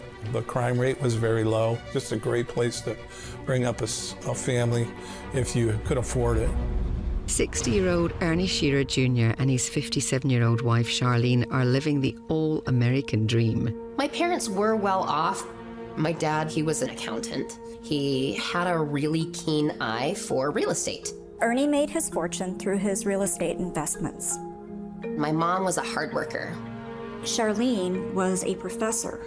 She taught accounting. Ernie and Charlene have two grown children, 29-year-old Ernest Shearer III, who goes by Skip, and 25-year-old Catherine.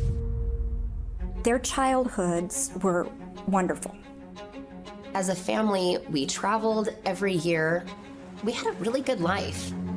My dad was just super invested in us children, both of us kids. He coached my soccer team, my basketball team, and he was always coaching Skip's teams. As soon as school got out, we spent 3 weeks doing something. We went to Australia for 3 weeks, we went to the Caribbean for 3 weeks, we went to Italy and Greece for 3 weeks. They were pretty privileged growing up. I got married straight out of high school. I was 19 years old and moved to Utah. Myself and my husband had 2 kids at the time. Skip went to BYU. The Mormon college, and he got a degree in finance. After college, my brother worked for a company and they needed an economist. And so he was a forecaster for them. We lived in neighboring cities. We would have game nights. We did that until after his son was born. Soon after, Skip and his wife Robin moved to California, while Catherine lives in Utah with her family and Skip lives in Los Angeles with his. They're still close with their parents. My dad would fly down and see Skip's son and his wife, Robin, and my mother would fly to Utah and come see me and my family. The Shearers look like the perfect tight-knit family, but there are long-standing tensions under the surface. Ernie liked to gamble. He got together with a bunch of friends and they played poker together. Years earlier, Ernie's love of poker rubbed off on Skip, who looked up to his father and tried to emulate him. Skip and Ernie both loved to gamble. They both loved poker. They both loved money. Skip was really good at math, so he took to blackjack pretty darn quickly, and he was good at it, really good. He was able to use numbers and use his intelligence, not just luck. He knew how to count the cards. It seems that gambling is a family legacy that Charlene is very sad to see passed down to her son. His mother, as a very devout Mormon, was very against it. In the past, gambling almost destroyed Charlene and Ernie's marriage, and she didn't want the same for her son. My mother really struggled with my dad's poker playing. She really felt like gambling was wrong, and it often caused friction to exist in her marriage. And she did talk to Skip about that. My mother's opinion on the subject really didn't make a difference. While Charlene learns to live with the men in her life gambling, she doesn't have to like it. She also doesn't like the side of Ernie that emerges when he gambles. My dad also drank alcohol while he was playing poker, and a lot of times he would get drunk. His personality caused some issues. He had been known to flash around money and kind of rub his winnings into the other players' faces. There's no doubt that Ernie has a competitive side when he's gambling, but it also comes out at other times. Ernie sat on the San Ramon Valley Unified School Board. There is a lot of power associated with the board. He wanted to be the head guy, and everybody had to listen to Ernie. Ernie would get aggressive if he does not get his way. There was a board member that my dad really thought was just a sucker, and he once at a board meeting took her a lollipop and said, "Here's a sucker for a sucker," and handed it to her. He couldn't get along with other school members, and the public started to get tired of all the bickering. Ernie was ousted from the school board in a very public and humiliating way. He was really upset. And he was a thorn in their side since that day. As Ernie plans to fight another round with the school board, his son Skip has big plans of his own that shock his family. He dropped a bombshell on Robin. He decided that he was going to leave his 9-to-5 job and said, "I'm going to become a professional gambler." My brother was an economist. From everything that he was showing her, it looked like it made more sense for him to become a professional player. Robin was extremely supportive. For Skip's mother, Charlene, this decision goes down like a lead balloon. My mother did not want him to make a life as a gambler. She worried that it would lead to financial ruin. Skip does have someone important in his corner. My father, he accepted that my brother had his own choice to make. When talking about his poker career, his father liked it because his father was still playing poker. He ultimately looked at Skip as being a chip off the old block. As his dad says, gambling's only bad if you're a loser. Like Ernie, Skip's a winner, and he plans to prove it.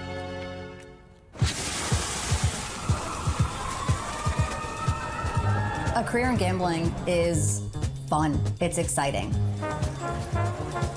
Skip was on the road a lot. For a while, Robin and their son came with him, but Robin didn't really enjoy that. So she stayed home and did the normal, I'm the mom thing. When Skip began his professional career, he did really well. He was a winner.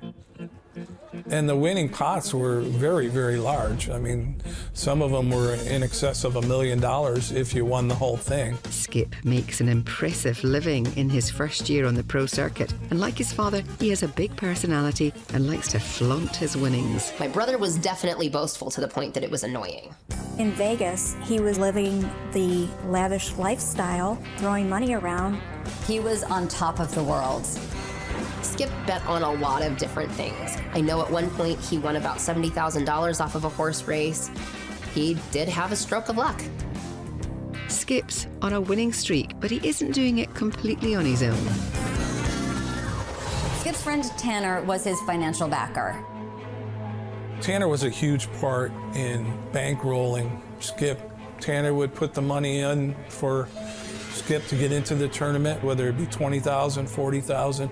Tanner, in return, takes a cut of the earnings. Tanner would get 40% and Skip would get 60%. Tanner thought Skip was a great investment because he kept investing in him. He was winning a lot of money, like $100,000 in a tournament. Skip is doing so well he can afford to upgrade his life. Skip tells Robin, hey, let's buy a house. Robin was thrilled for both Skip and Robin. With a small child, this definitely was their dream home. The house cost $880,000. Skip was able to put down the 20%. The problem is Skip's gambling profession is not a safe bet for any lender. Skip could not qualify for a loan. Part of the problem when you have irregular income is proving that your income is sufficient to support a house payment. Robin was very upset that they had a difficult time finding a loan. Skip knows how important the new house is to his wife and will do whatever it takes to make it happen. But Skip's mortgage problems are just the tip of the iceberg. Skip is keeping a lot of secrets. Robin had no idea what was going on. Skip was leading a very dangerous double life.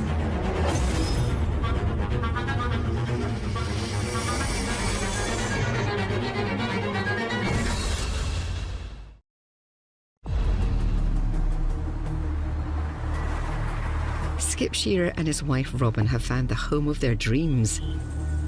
They found the perfect house. Skip was able to put $176,000 down. But nobody would lend him their remaining balance. Luckily for Skip, there is one last bank he can turn to, the bank of Mum and Dad. My brother asked for $616,000 to purchase the home. And that didn't go over well with Charlene. Charlene is uncomfortable loaning Skip such a large amount of money. My father knew that my brother had been winning pretty well, and he convinced my mother to help to finance the purchase of the home. He wanted his son and his grandchild to have a house that they loved. The repayment schedule was $38.50 a month. I thought my parents were crazy. Ernie isn't worried. For a high-rolling pro like his son Skip, those monthly payments won't be a problem. And besides, Ernie is used to people close to him owing him money. Ernie was very generous with his money, but he held people accountable. When they didn't make their payment, he would come to collect. In one particular instance, there was a man that he had entered into an agreement with. Stephen Schaefer. He was a friend of Ernie's, and he wanted to buy a condo. He asked Ernie to loan him $125,000. Ernie provided it, with a catch. If he missed a payment, Ernie threatened to repossess the condo. It's never a good idea to loan money to family or friends, especially in the amounts that Ernie was loaning out. Flush with his father's cash, Skip, Robin and their 3-year-old son move into their new home. It was in a gorgeous neighborhood. It was 2 stories, several bedrooms upstairs with a nice living room, kitchen, family room, and 2-car garage. Their dream home comes with a big price tag, and Skip needs to make serious money to pay for it. You have to win more than lose if you're going to make ends meet and pay your bills. Skip was under a huge amount of pressure. With big new debts, Skip needs cash and fast. So he contacts his sponsor, Tanner Skadden. Tanner told him that there were a lot of tournaments and that he would front the entry fee money. A lot of them were about $10,000 to enter. Skip was spending a considerable amount more time in Vegas than he was at home. Robin assumed that Skip was doing well in Vegas. Skip plays the part of the devoted family man, but when he sets foot in Sin City, he becomes a different person, a person that his family wouldn't recognize.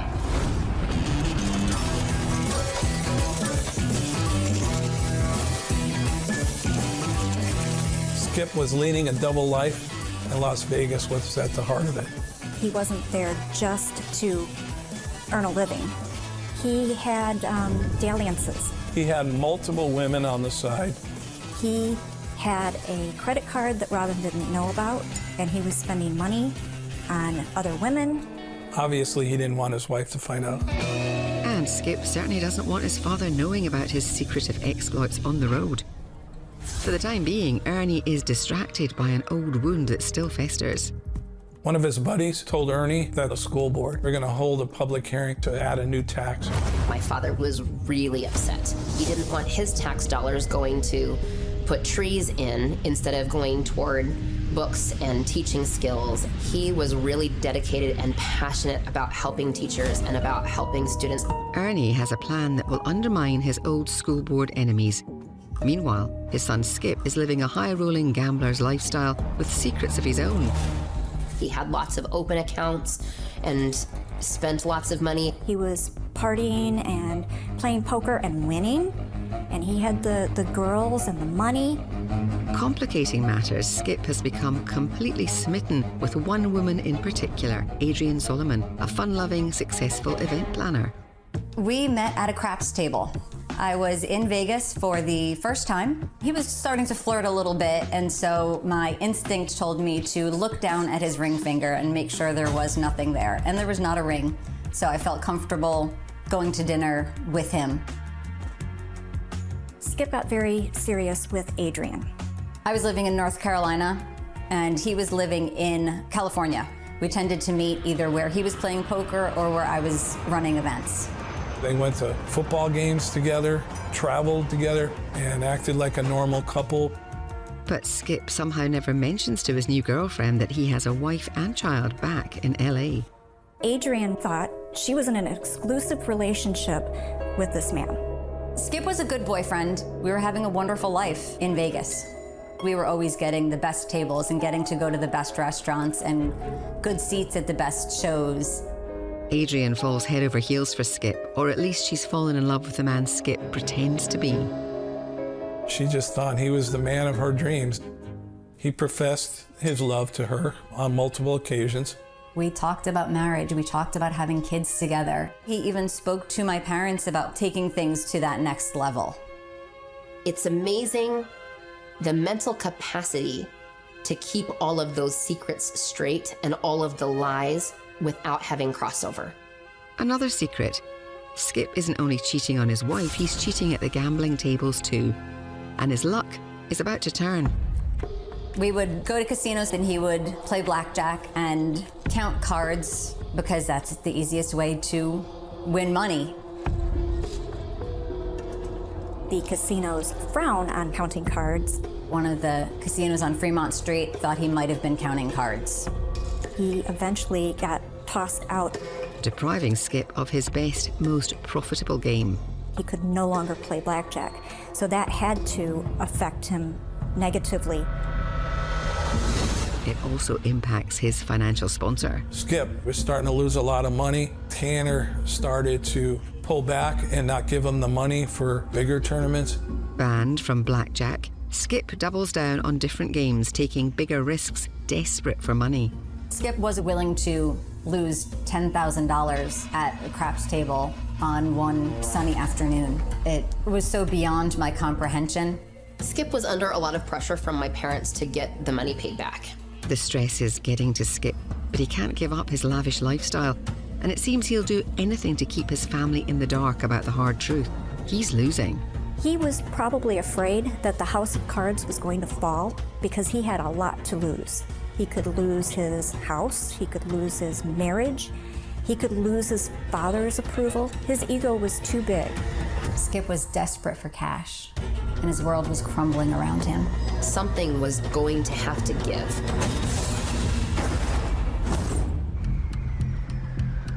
The cards are stacked against Skip Shearer. He's having a run of bad luck and risks losing it all. Skip had been counting cards at blackjack, and the casinos have a very strict policy against counting cards at the blackjack table. The downfall came really when he started spending more money than he was making. He was still gambling like he had no debt at all. In reality, Skip is very much in the red. He had the $600,000 he owed his parents. He had a debt to his fiscal sponsor. He had a lot at stake. For now, Ernie remains blissfully unaware of his son's mounting debts. He's focused on his upcoming battle with an old nemesis. He went to the school board meetings and just berated people, called them corrupt. Tension escalates and a fierce disagreement erupts. He actually got into a physical confrontation with one of the board members. It was a kind of a screaming, yelling match. And Ernie got in his face and poked him in the chest. To try to make his point and maybe even try to get to turn more physical. That was a little bit dramatic, but that was Ernie. Ernie's making more enemies, and there's a lot of bad blood. To cool off, he leaves town to join Skip on one of his gambling trips to Vegas. Finally, Skip told me I was going to get to meet his father. I was so excited. We were at Caesar's Casino, and Skip said, "Adrian, this is my father." I put my hand out to shake his hand, and his father said, "I know who she is." And then he left, and Skip said, "So you finally got to meet my father." He didn't even really acknowledge I existed, and I was very upset. That's the beginning of the end. I was having some serious difficult thoughts in my head and worrying about our relationship and what was going on. Someone else is just as unhappy. Ernie was very disappointed in Skip because he knew that Skip was stepping out on his wife. With turmoil in his relationship with Adrian and his father deeply upset, the setbacks just keep piling up for Skip. He became further in a hole with Tanner. Skip owes him thousands of dollars. Skip wasn't paying it back. For Tanner, that was a huge loss. But Skip kept stalling. Unfortunately for Skip, the guy who pays for his poker chips also knows the guy who paid for his home. Tanner was well aware that Ernie had money and felt it was important for him to notify Ernie that his son was on a bad streak. Tanner talked to my dad about a debt that my brother had that he was not paying. Ernie is mortified. Not only is Skip cheating on his wife, he's not paying his debts. Skip wasn't real happy with the conversation that Tanner had with Ernie. He took it as more that Tanner was kind of snitching on him and trying to get his family involved, so perhaps he could recover his money from Ernie versus Skip. And my brother was panicked. He owed his dad the $616,000 and started to fall behind on some of his mortgage payments. My father was absolutely crushed. This was a big financial burden that they had taken on for my brother. Skip's money problems are Ernie's money problems. For Ernie, the timing couldn't be worse. Skip isn't the only one who owes him money. Ernie's poker buddy, Stephen, can't pay back his condo loan. Ernie held people accountable. He wasn't going to take it. The agreement wasn't kept, and so he was set to repossess the condo. Calling in a loan from an indebted friend is one thing, but for Ernie, dealing with Skip is a family matter. Ernie and Charlene were not happy.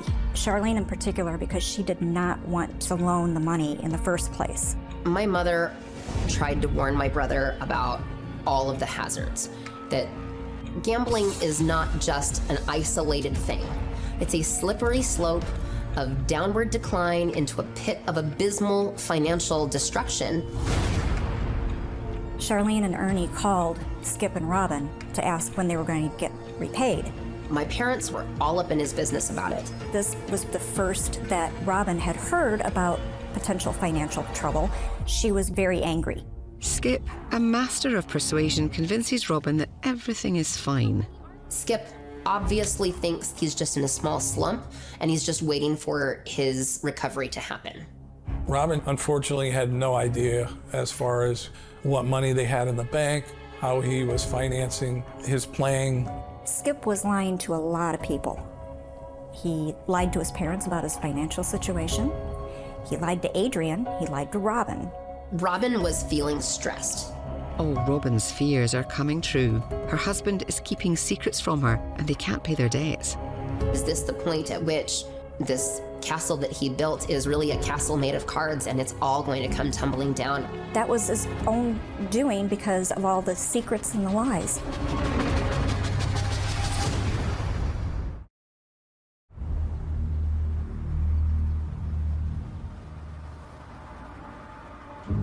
It's trouble in paradise for Skip and Robin. Skip is on a catastrophic losing streak, and Robin knows it could cost them their dream home. She had started to worry about their financial situation. Skip had fallen behind on his property taxes, and that would have had them put a lien on his house, which would have complicated things for his father, too. Robin was constantly hounding him about getting the loan paid off. It looked like they were going to lose their house. Feeling the pinch, Skip decides to once again bet on himself. Unfortunately, when he wasn't doing well, sometimes he would start playing even more. My brother just always went all in. Skip told Robin not to worry about it numerous times. He said he could handle it and he was going back to Vegas. He was really going to see Adrian. Skip is torn between two women and he's having a hard time keeping either of them happy. We were still traveling together and still having fun together. We lived the life of people who were making huge amounts of money, and he had money, but not like that.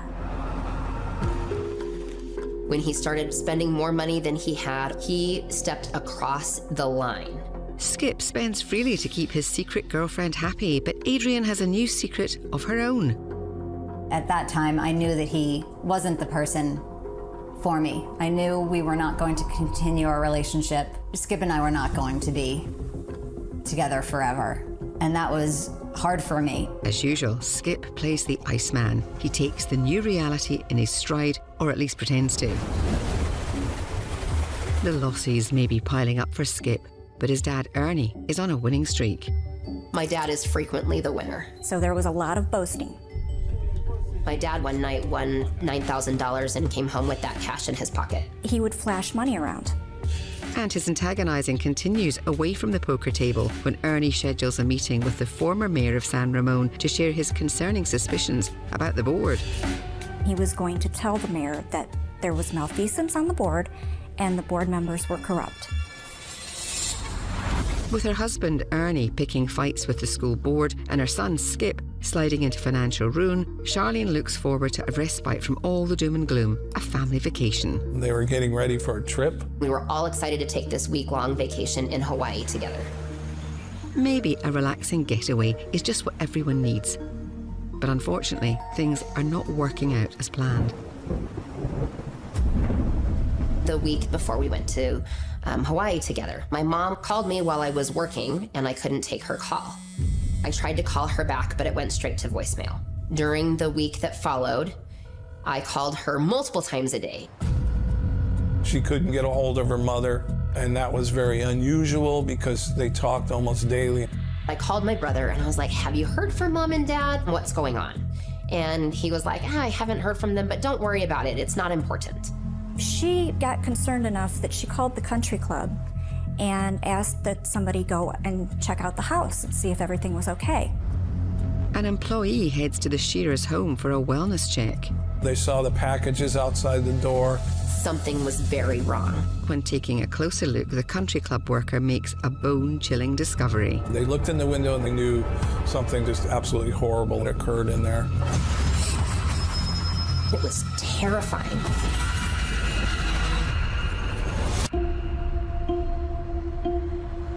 A grisly scene is discovered inside the home of Ernie and Charlene Shearer. An employee from the country club, when he looked through the window, he saw a body.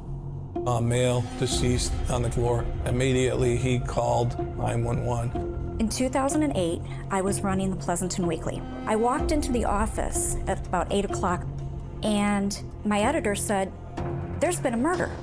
It was shocking. When police arrive, they make another horrific discovery. It was a double murder. The victims were Ernie Shear and his wife, Charlene. I worked homicide for approximately 10 years. The Shearer case was one of the most gruesome crime scenes I've ever seen in my career. They had been bludgeoned to death, and Charlene's throat had been cut to the point where she was almost decapitated. On a scale of 1 to 10, this is a 12. Ernie and Charlene's daughter, Catherine, can't believe they're gone. When I learned the details of how they were killed, I just couldn't believe it. It's like watching a TV show where you see something and you're like, that's not real. That's fake. That's made for TV.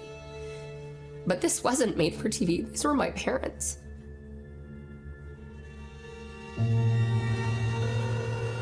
The first call that I made was to my brother. Skip was in complete shock that his parents had been murdered. There was just silence on the other end of the phone. And then he said, "What do we do now?" We were overwhelmed with complete loss. The unspeakable, gruesome tragedy sends shockwaves of horror and disbelief through the family, friends, and community in Pleasanton. 2 people were brutally killed in their house. Husband and wife had been married for 31 years. The brutality was just unbelievable. We believe the homicide occurred between March 7th in the evening and March 8th, somewhere in the after midnight hours. Based on the decay of the bodies, they decided that my parents had been dead for about a week. Police quickly get to work, examining the crime scene for any clues about the killer's identity and any potential motive. The first thought was that it was a robbery. The house was ransacked. The tile floor had bloody footprints made by a size 12 shoe. Alameda detectives learn Ernie had recently won $9,000 at a local casino and was bragging about it to other patrons. Is it possible someone followed him home afterwards to kill him? That theory went out the window pretty quickly because they found $9,000 in Ernie's pants pocket.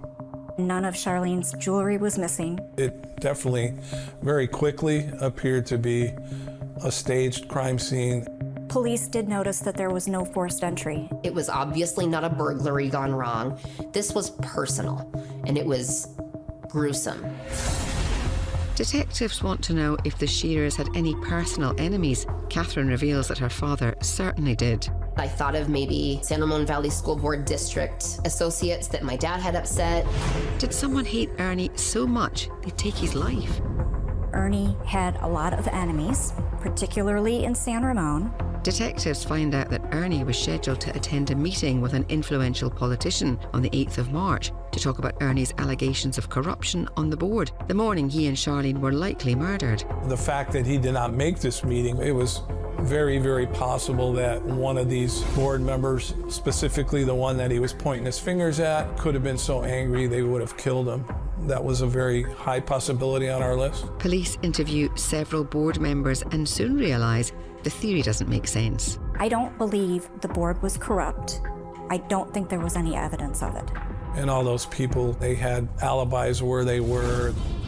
So who did kill the Shearers? Investigators look into some of Ernie's recent business deals to see if anyone had an axe to grind. Ernie had a financial transaction with one of his buddies that didn't end well. Stephen Schaefer owed money to Ernie, like $100,000, but he failed to make payments. He ultimately lost the entire condo. Ernie took it back from him in foreclosure. Detectives track Stephen down and question him. We looked at Stephen as a suspect. We felt he was probably angry because he did lose his money, but that turned out not to be the case at all. He had no ill will towards Ernie. We were able to rule him out because he had a very strong alibi. As police look into Ernie's other financial entanglements, Skip and Catherine lay their parents to rest. The funeral service was beautiful, and my brother was a pallbearer. Right after the funeral, he told Robin that he just needed time by himself to grieve. The police had asked me if I thought he could do it, and my answer was always no. When we looked further into Skip's alibi, it was almost impossible to pin him down. His alibi was that he was in Vegas, drove back to Los Angeles. The next morning, he went to play cards with his grandfather, and his grandfather verified that. But no one can corroborate that Skip was at home in LA the night before when his parents were murdered. Police did look at Skip's phone records, and it was showing up as on in Vegas, and it showed up later closer to Los Angeles. Unfortunately, his phone battery died for 18 hours, and we were unable to track him via his cell phone. There was just a lot of missing time that we couldn't account for. Those crucial hours fall in the time when Skip's parents were murdered. We try to dig very deep into Skip's life. There's something going on here with him. He's hiding a secret lifestyle. What else is he hiding? Police start unraveling Skip's secrets. He had a huge thirst for other women. His most serious affair was with Adrienne Solomon. A detective calls Adrienne with questions about her relationship with Skip. One of his very first questions was, how long was this affair going on? I said, well, that's a very controversial type of word. I said, we were in an exclusive relationship for 2 years before we broke up. And he said, so you don't know he's married? And I was completely floored. They say what happens in Vegas stays in Vegas, but police want to know if Skip's secret double life could have spiraled out of control and led to his parents' murder. The amount of secrets, the magnitude of lies is so huge. It's unbelievable.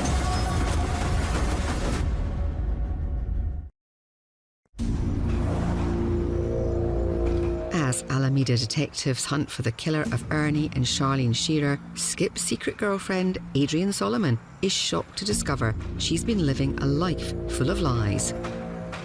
I couldn't believe that I had been in a relationship with someone for 2 years that had such huge secrets, big secrets. She was quick to let us know that she had no idea that he was married, no idea that he had a son. Detectives believe Adrienne, but they still need to know her whereabouts at the time of the murder. She was 2,500 miles away in North Carolina. There was a lot of people that were checked into, and the only suspect that it kept coming back to was Skip. Investigators get a big break when Castlewood, the country club close to the Shearer residence, hands over security video. We were able to see a red Camaro go into the neighborhood and then a few hours later leave the neighborhood, and we were able to determine that it was almost exactly the time that we had put the time frame of the murder had occurred. Skip owned a red Camaro. The fact that they found footage of a car like his going in and then coming out 4 hours later, he was guilty. His whole life was crumbling around him. All these lies, they were starting to close in on him at a very, very rapid pace. Skip's motive becomes crystal clear when police examine Ernie and Charlene's will. My parents' will stated that once the child turned 30, that they inherited their half of the estate. But both parents had to be dead. Their estate was valued at about $4 million. When the murders occurred in March, Skip was 29 years old. In July, he would have turned 30 and would have been able to get his $2 million. He did it for money. Police want to bring Skip in, but he's nowhere to be found. Robin was saying things like, well, he just left and I don't know. Skip's wife, when we pointed out a lot of the facts that we had learned so far, realized that he probably had something to do with the homicide. Angry and upset, Robin agrees to help police. The police asked her to call Skip and ask him about the red Camaro. They have a police video with something that looks like your car, and you in it. You can see the face of the driver? Yes, were you there? Police wanted to get Skip's reaction to that. Hello? Well, please tell me about the video. I'm here, I'm just thinking. I'm not really trying to hide myself. Did they think you're trying to hide? As they hunt for Skip, police continue to build their case and discover that on the day of the murders, he made a stop which piques their interest. Our investigation took us to Primm, Nevada because of Skip's credit card receipts. Investigators know Skip stopped for food and gas, but they suspect he made another stop at a sports store. Police went to interview employees. One of them did remember someone buying a baseball bat, size 12 shoes, and goalie gloves. The purchase had been made pretty close to the time that Skip would have been purchasing the gas and the fast food. It was a cash sale, but the clerk actually remembered Skip buying those items. Authorities suspect Skip used the baseball bat to bludgeon his parents, and that he bought those specific shoes to place footprints at the scene. Skip does not wear a size 12 shoe.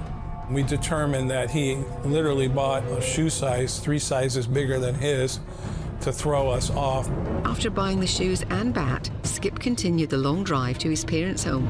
When my brothers showed up on their doorstep, they were probably terribly surprised. His parents were in bed or getting ready for bed. The evidence led me to believe that Ernest and Skip were having a conversation. The discussion obviously got out of hand. And then things went terribly wrong. I think Skip beat his father to death with a heavy object, most likely a baseball bat. And as this beating was going on, Charlene heard the commotion.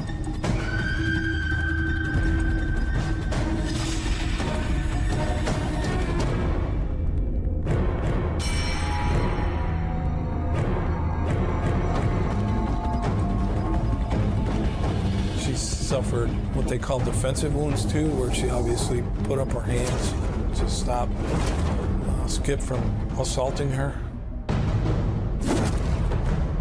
I can't imagine the betrayal, the feeling of betrayal that they felt when their son started attacking them. Ernest's body, obviously, it was bloody. He suffered a severe beating. Charlene was almost decapitated. The murder weapon, we believe it was a sword that was kept in the house. Ernest had like a collection of swords that he would get in various countries, and one of them was missing. This was a horrific, awful, brutal crime. Murder. It was a murder. His secrets and lies literally destroyed his family.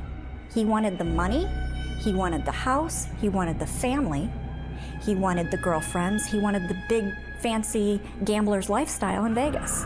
And he had to do what he had to do to get that. The ugly truth is finally laid bare. Skip kept on doubling down until he got so far in the hole that he chose to murder his loving parents for money. Skip's secrets and deception abandoned me, killed my parents. My brother knew when I called him and he said, "Don't worry about it," when I couldn't reach my parents. He knew that they weren't alive. He knew that I didn't need to worry about it because they were gone. And he just didn't care. After 11 months on the run, Skip has finally played his last losing hand. He's arrested and charged with his parents' murder. I want to advise you have the right to remain silent. Do you understand that? Yes. The entire case was built on Skip's secrets and lies. There's just no other way to put it. On May the 20th, 2011, Ernest Skip Shearer III is sentenced to 2 consecutive life sentences without parole for the murder of his parents. At the end of the day, everybody has to pay the price for the lies that they tell. And this is his price. This story is tragic. It's so devastating to think of how many lives his secrets and lies destroyed. Most of all, I grieve for my children not knowing these great people. I tell them a lot of stories. They are missing out on such amazing people. They were real people who had real lives and real value. And there was so much loss that was just taken from them. So brutally, so cruelly, without thought or care. Sorry. I can only hope that my parents are able to somehow understand how much we miss them and how much we love them.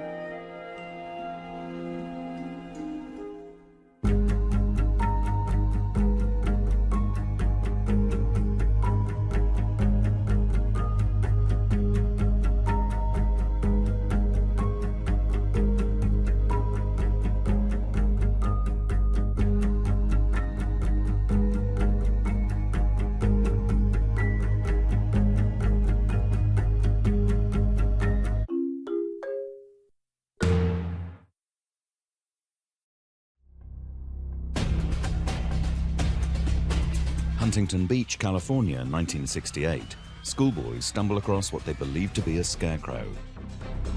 The reality is far worse. When the boys came on this, it was a horrific scene. She had died an awful death. It was violent. She had bruises all about her face. Her clothing was in total disarray. At one time, there were 125 potential suspects. None of them turned out. But you have to run them down. You don't have any choice. An unidentified murder victim and an unknown killer. This double mystery will take a staggering 52 years to solve. We knew that this was probably going to be solved using DNA. But then a remarkable breakthrough, a new tool that is unlocking seemingly impossible cases. Forensic investigative genetic genealogy. I felt that this is really, really special. Criminals who have hidden in the shadows for years find there's no escaping science and their own family DNA. Welcome to Bloodline Detectives.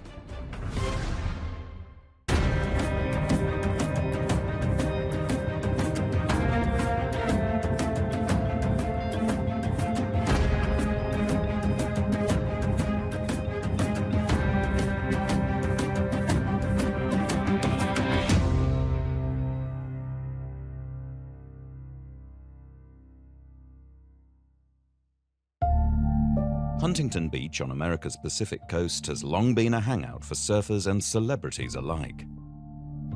Huntington Beach in the late 60s was a typical Southern California beach town. There wasn't much crime there. It was mostly oil derricks. A lot of oil was there.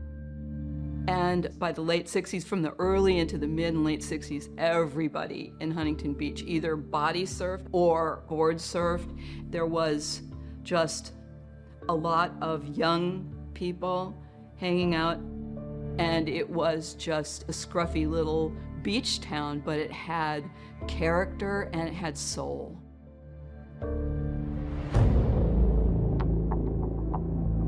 But on March the 14th, 1968, this little beach town is shaken by a horrific discovery at one of its many oil fields. There's a couple young guys were on their way to school,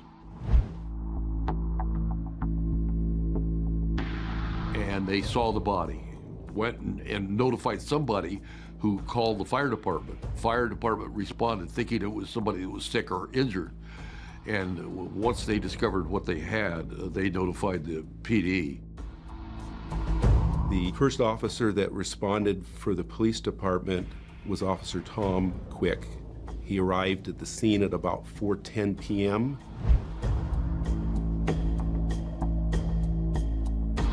He saw the deceased face down in this drainage ditch that was about 450 feet south of Yorktown, in the area of Yorktown and Newland. She had this jacket, which was an imitation leather jacket. She was wearing a flowered blouse that had 2 ripped off buttons. She had a ripped open bra. She had purple capri pants, and she had black loafer shoes on. And on her left ring finger, she had a birth stone. It was a square stone, and it was aquamarine or light blue in color. She was described as a female Caucasian or Hispanic, 20 to 30 years old. At the time, I was the Detective Bureau commander. The detectives called in and let me know what was going on, and that's when I made the pass out there. Her throat was slashed open. She had bruises all about her face. Her clothing was in total disarray. There were tire marks that were clearly visible, and they went onto the field from Yorktown, and they made a complete circle, and it was apparent that the car stopped near the location of where the Jane Doe was found. And it was apparent by the drag marks that she was pulled or dragged from that passenger side of that car down to the location where she was at. She had been the victim of a violent assault. And the feeling that she had to be one of just complete hopelessness. It appeared that she was killed and sexually assaulted where she was at. There was a neighbor that did hear a scream in the early morning hours. It had to be just a terrible feeling. There were quite a few items of evidence. One that actually jumps out is a cigarette butt that was right next to the body. At that time, DNA wasn't even on the radar, so the fact that officers at that time decided to collect that evidence, that was huge, and it would obviously play a role later in the investigation. There were also 2 purses that were located within a 1-mile radius that were collected in hopes that it would help identify Jane Doe. At the time in '68, they were looking for blood evidence because you could prove blood type, but they were very careful about collecting evidence. They collected anything that looked like it could have been dropped by the killer, it could belong to the victim. They tagged and bagged everything because they were very thorough in their investigation. They located one of the torn blouse buttons. They took soil and dirt samples. They made plaster castings of the tire tread marks and what they believed to be knee impressions near the Jane Doe. They found no identification, nothing to indicate who she was. They spent several days going back through the scene, which included using metal detectors to ensure that they obtained any evidence possible. With no witnesses and limited crime scene evidence, can an autopsy help the investigation? After the coroner conducted the autopsy, the manner of death was she basically bled to death and bled out. There was also dental charts and fingerprints taken and tissue and blood samples which were taken and examined for drugs or alcohol. In this particular case, there was no signs of any drugs or alcohol being in her system. There was seminal fluid in the pubic region of the victim. One of our sketch artists had made a sketch from the body itself at the coroner's office, and that was circulated. And many people called in saying they thought they had seen her with somebody else that they knew and they had a name. And that happened a number of times. And a lot of people are just trying to be helpful. She was kept at the morgue because she was not identified. She was considered a Jane Doe for over 10 months. And it was estimated that nearly 3,000 people viewed her body, and no identification was made. They buried Jane Doe in an unmarked grave in Newport Beach. And the reason for that is because they wanted to be able to dig her up if they had to at some point, if there was some evidence that they could match to her, anything. So they're always thinking to the future a little bit. One thing about detectives, they always sort of have one eye toward the future. So who is this Jane Doe found in an oil field ditch, and who is her murderer?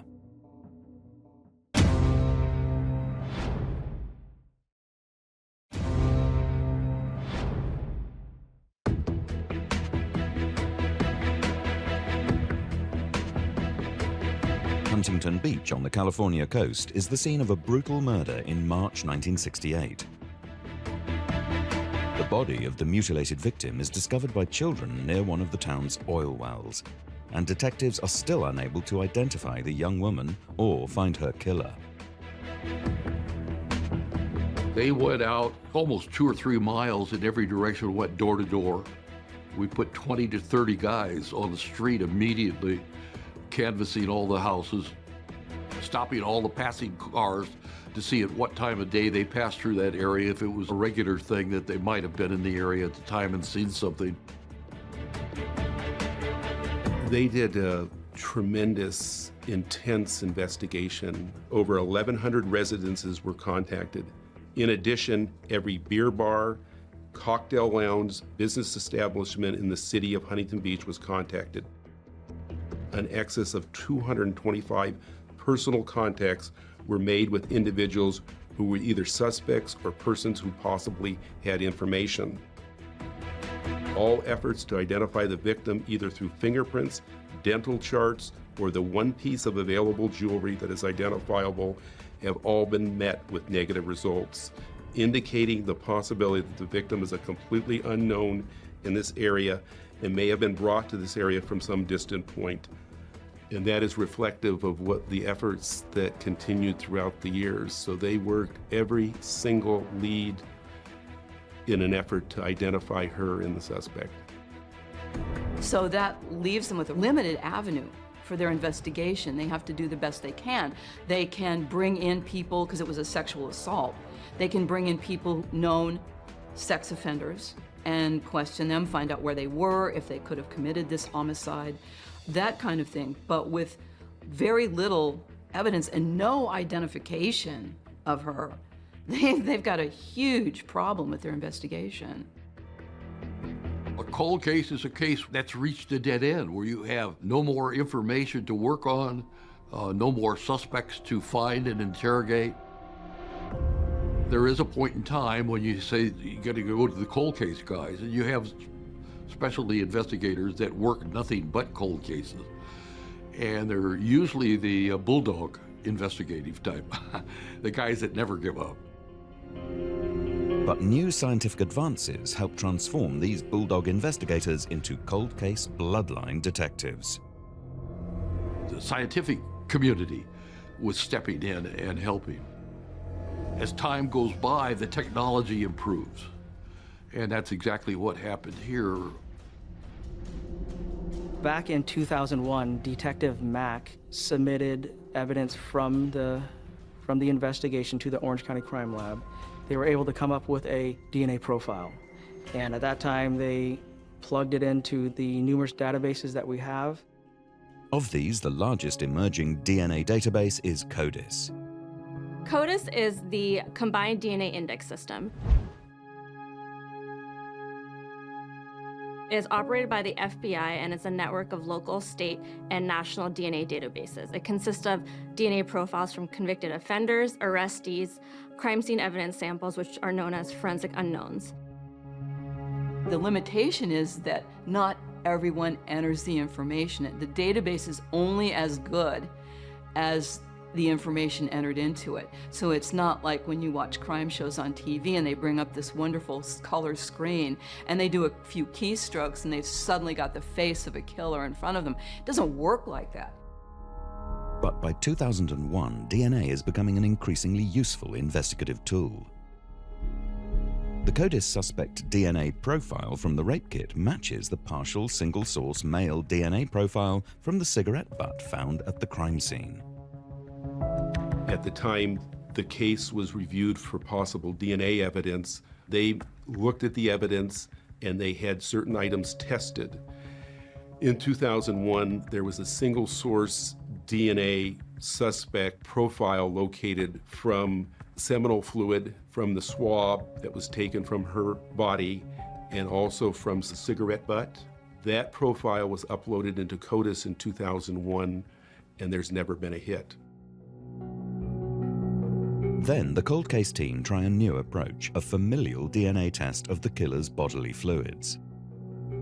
The California Department of Justice Laboratory conducts familial searching against the state DNA index. And it's a step that's taken after all investigative leads have been exhausted and there are no hits in CODIS.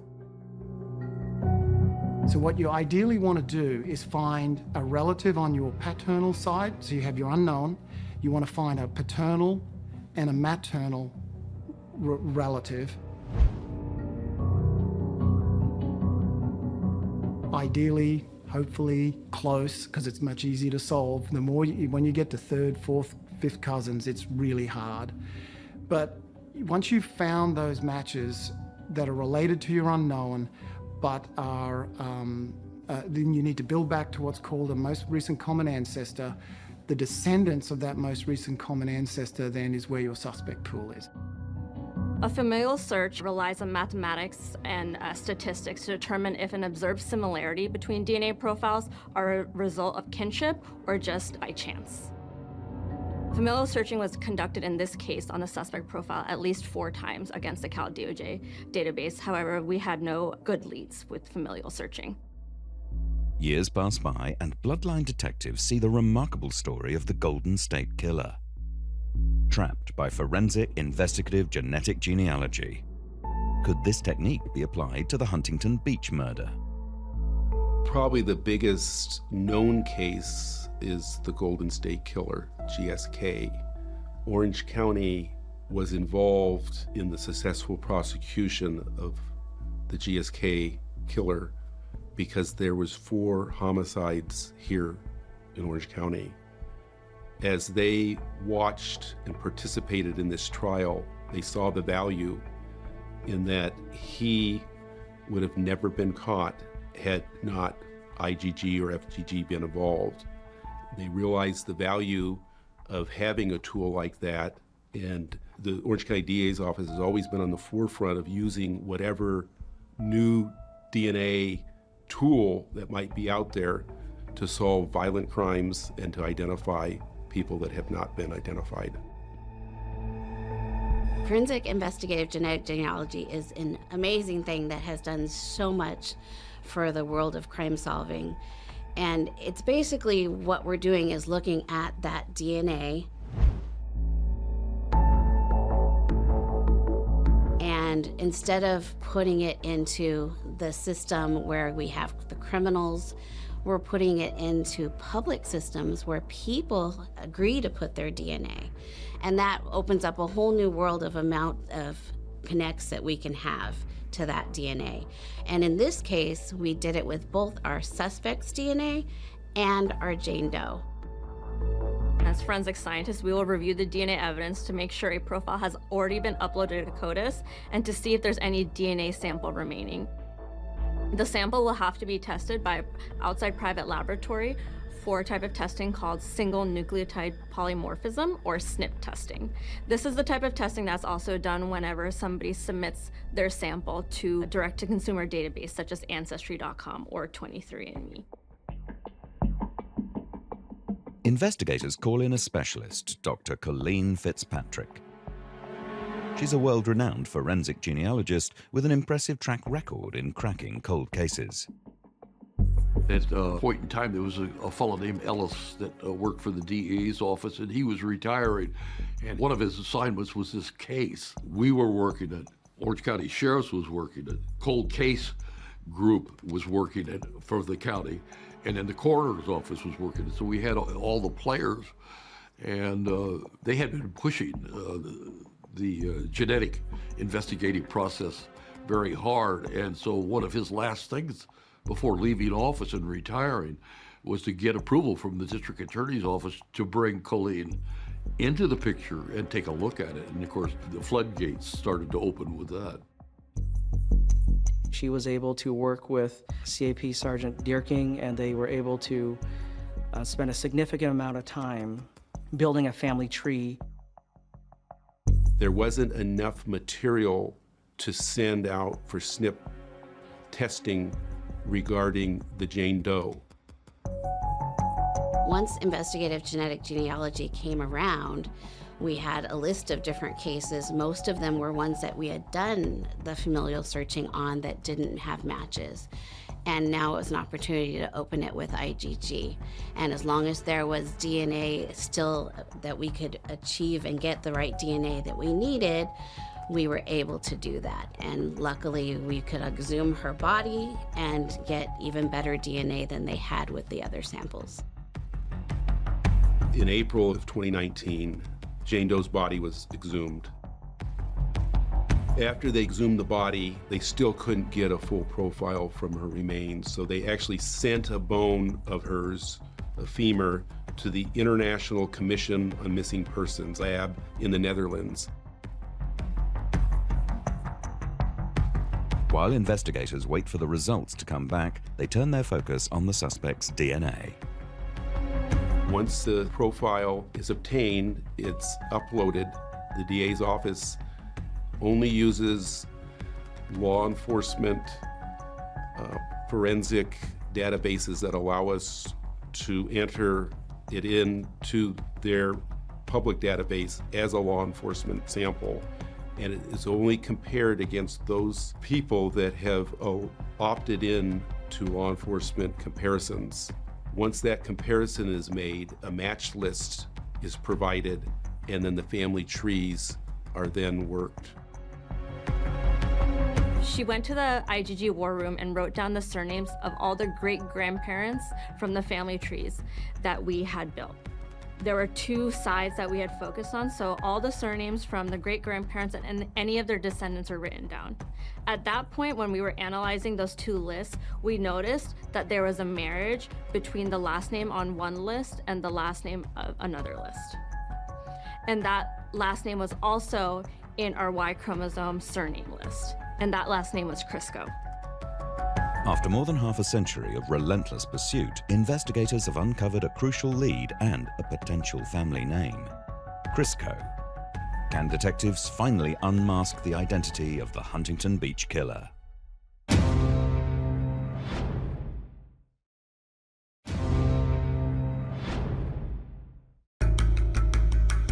It is now over 50 years since the discovery of the body of a mutilated woman at Huntington Beach, California. Both the victim and her killer remain unidentified. But remarkably, in 2020, forensic investigative genetic genealogists named 4 brothers, one of which they believe is likely to be the killer. I remember when we first suspected the brothers, we immediately went down the hall, looked for Investigator Dierking, but he was nowhere to be found. He just happened to be in court that day. So I immediately texted him, hot lead, exclamation point, and we told him the 4 brothers that we suspected for this case. This was the first time he was seeing investigative genetic genealogy playing out, so he wasn't sure. I was not a believer at this time in IgG, to be very honest with you. In looking at the 4 sons, they were all in their 20s in 1968. 3 of the 4 were deceased. Not only were they deceased, they had been cremated. There was 1 living son, and he very well could be the suspect. When we first were able to connect the family trees that led to these 4 brothers, it was our first time doing IgG on a case, so we weren't even sure were we on the right track. Everything looked like it connected. We called Huntington Beach and we briefed them on what the tree showed and the belief that one of these 4 boys was the killer. And they only had 1 living son, and Huntington Beach Police Department elected to immediately seek out evidence that would either prove him, the living son, to be the suspect or not. They drove hundreds of miles, collected discarded trash items, which were then immediately provided to our office, which has a rapid instrument, and profiles were obtained. And I was called at 3 in the morning from my supervisor, who said, "We got good DNA profiles from the items. He's not the suspect." And my heart went down. And he goes, "But he is the brother." It was at that moment that I go, wow, this is pretty incredible to think after all these years that this actually works. That was the first real time that I felt that this is really, really special. It's a heart-stopping moment. The surviving Crisco brother is an innocent man, but one of his 3 now deceased brothers is a killer and a rapist. We knew that we were in the right family, and the genetic genealogy led us to the right family, and we just have to figure out which of the other 3 brothers could be our suspect. We were able to obtain an autopsy sample. It was not a match, and the other brother was in the military at the time, so he was not in the area. Which leaves just 1 brother, Johnny Crisco. Johnny Crisco had a lot of things that pointed in his direction, his history being somewhat violent, things like that that led us in his direction. Unfortunately, he had no living children.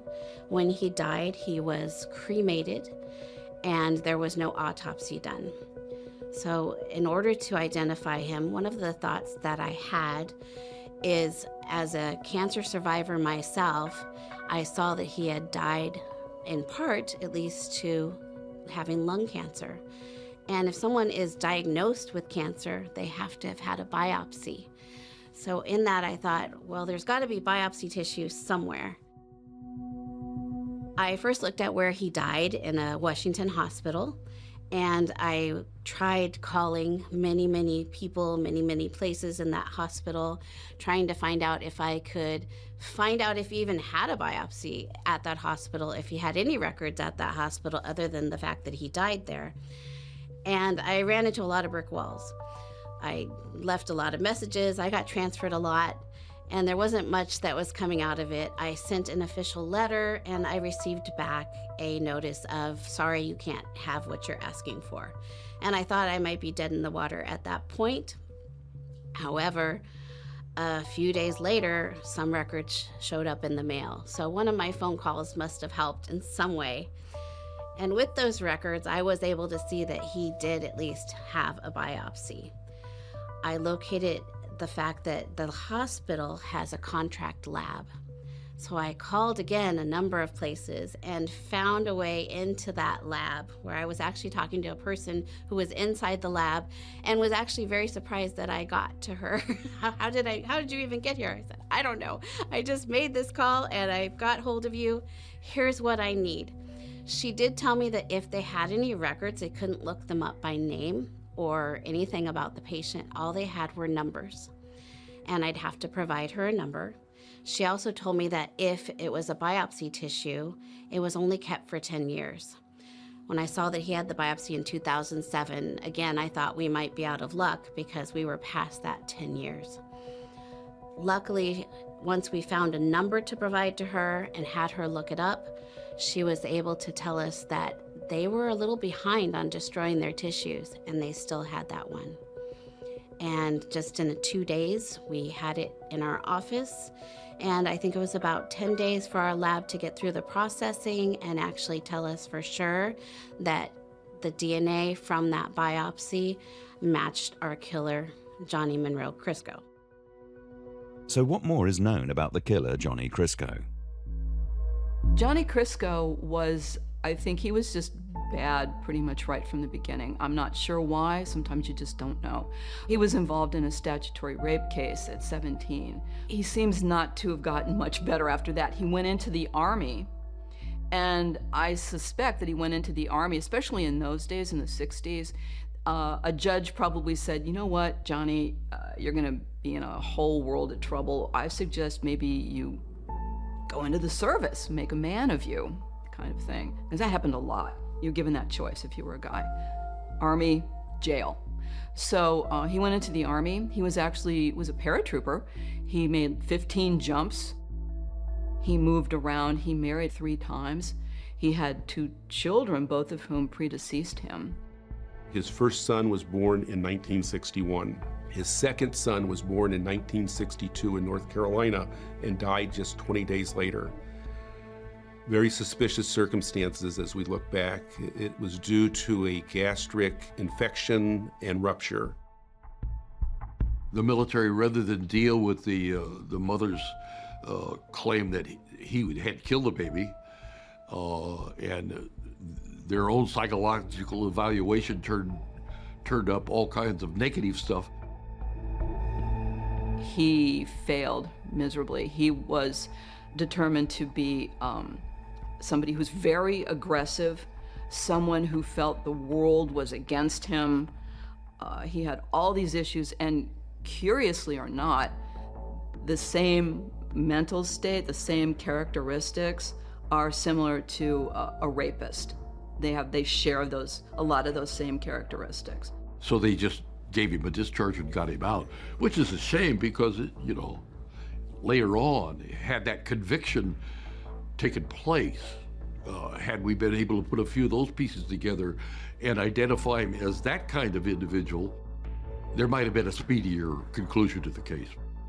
He died of throat cancer, which I thought was kind of appropriate. It's almost as good as a regular death sentence, but if there is justice in this world, maybe that was his. Sounds like a terrible way to go. I think it was fitting because he slit Jane Doe's throat, and his own throat failed him with cancer. I don't know if people believe in karma or what, but I think sometimes you commit a bad act and it comes back at you 1,000-fold. The identification of this evil killer is a remarkable breakthrough. But the central piece of this criminal jigsaw puzzle is still missing. So can the Bloodline detectives reveal the identity of the victim?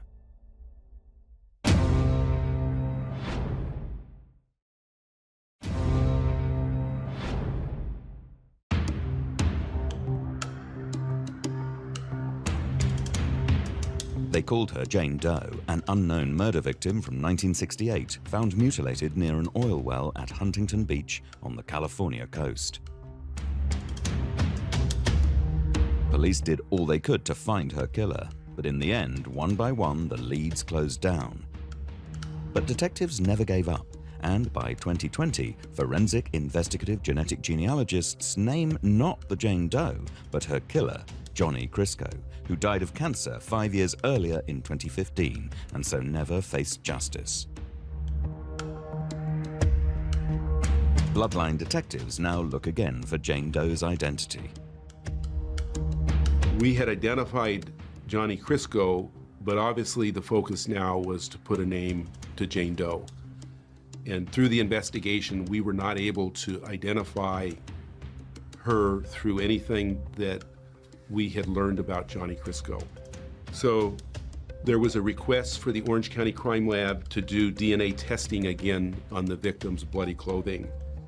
And fortunately, this resulted in a DNA profile that we could say was hers because it was consistent with the partial profile that had been obtained from DOJ.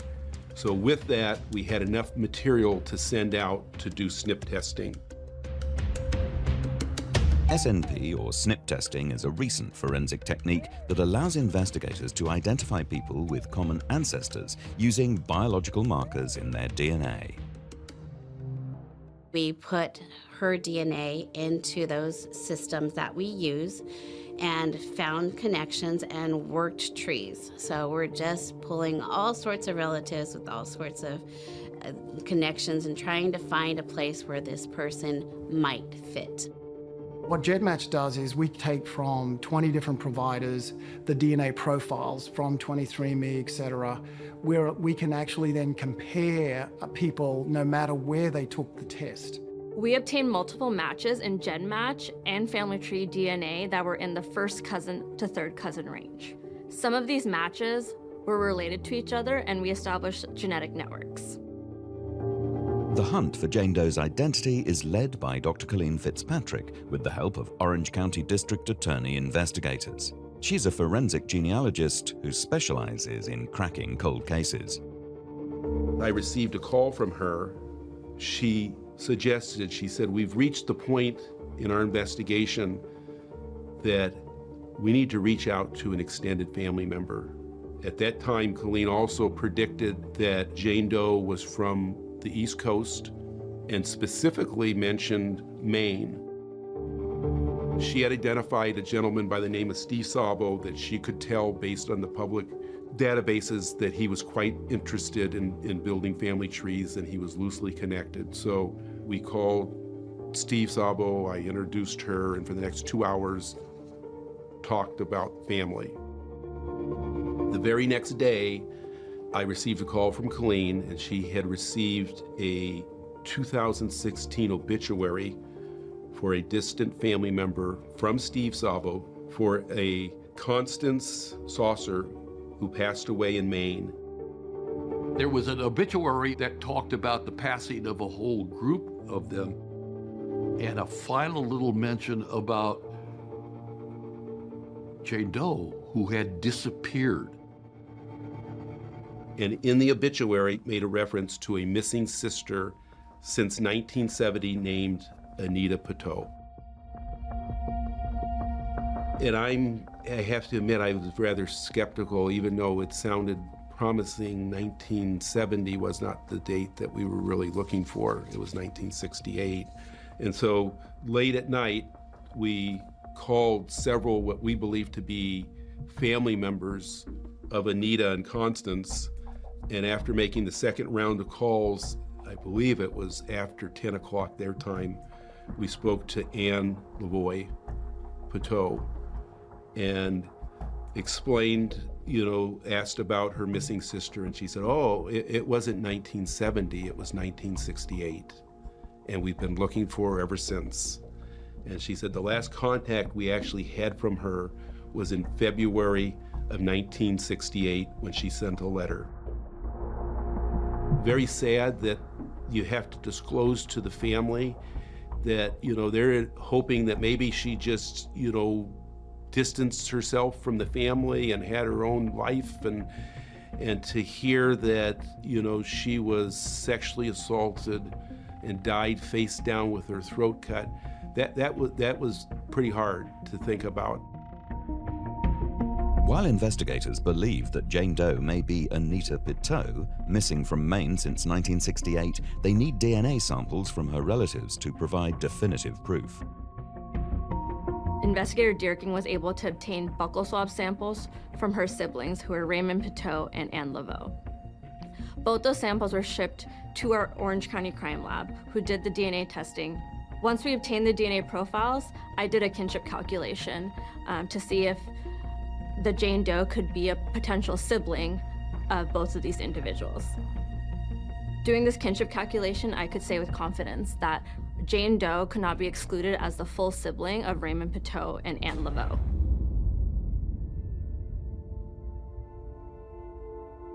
After over 50 years, the body in the oil field is no longer an anonymous murder victim. Now the life, hopes, and dreams of Anita Pitot can be revealed. She came from Maine and she wanted to see Hollywood, so she went with two friends who were traveling also to the West Coast. She was not going to stay permanently. She was really interested in Hollywood. I don't know that she wanted to be an actress or anything, but she wanted to see, how does this work? How do things work? And she wrote to her family frequently. She was a good correspondent, she'd write. And she told them that she'd gone on one of those tours of the movie stars' homes, and she was very excited about it. It was the kind of thing that she really enjoyed. She liked learning about it. Like I said, I don't know that she had any aspirations to get into the business herself, but I think she was just really interested. She found a couple of different places to live. We tracked her to at least 2 different places where she was living. She seemed to be having a good time from the letters that she wrote back home, but she did mention that she was going to be returning to Maine. So it was very out of character for her when the letters stopped and the family could not get in contact with her. And in the research, we did find that the family had actually contacted the last place they knew she lived, which was Whittier, and contacted the Whittier Police Department to do a check on her. And unfortunately, they did a check and said, there's no one here. And that kind of just ended at that point, even though the family did continue to think about her and try to locate her every way they could. She was a free spirit. You could tell she was just a nice person, young, full of life. But her life was cruelly snuffed out, and the details of exactly how she died remain mysterious. Now, with him deceased, that's the part of the story that we don't get to find out. We don't know.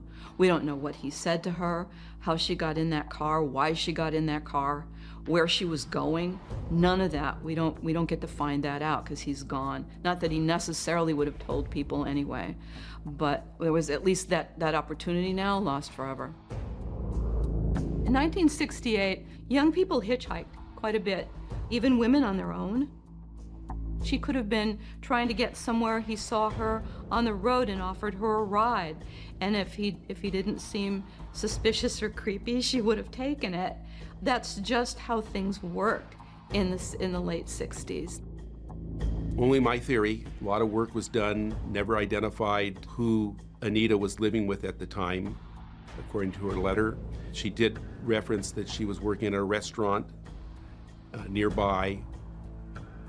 Johnny, based on the information we had, was working in La Habra at the time. La Habra is very close to Whittier.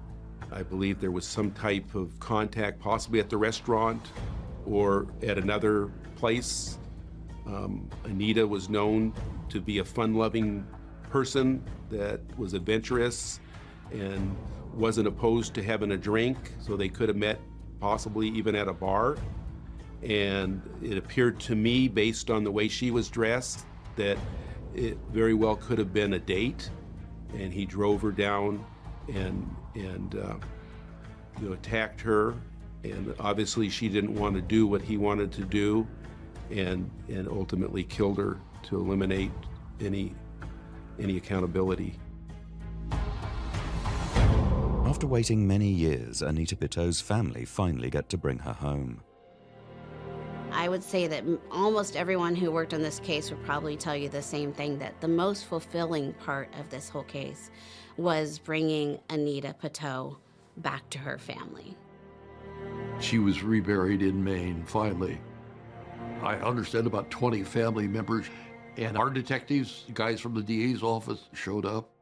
I think that there is a way through these rituals, the ritual of grieving, the ritual of having some place to visit the person that you loved. And I think that goes a long way to help the survivors put that person back in their lives in some way, because she's never going to be back. She's always missing. The children that came after her are never going to know her as an aunt. They're never going to know, she never got to have kids of her own. All those things were denied to her. So it's, I always think it just, you look at the family picture and there's always a missing place. There's, you know, there's a missing place at the table. There's a missing place at the holidays. Always. But at least when you have the remains returned, there's something you can do to, you know, soothe your heart a little bit. 52 years after the case was opened, the file is finally closed. It's a tribute to the determination of 3 generations of investigators. I really was just a small part of this. The foundation and the work and keeping this, you know, going was done by all the lineage of all these hardworking detectives. I think when you see the tenacity, the bulldog pushing of the case, never giving up, that's the key right there. That's it. That's what you have to have. You have to have, and the cold case guys come, work, maybe not make it. The next guy comes in, takes over, but each one of them add a bit and a piece here and there, and in the end, you get a solution to your case. Never give up. Never.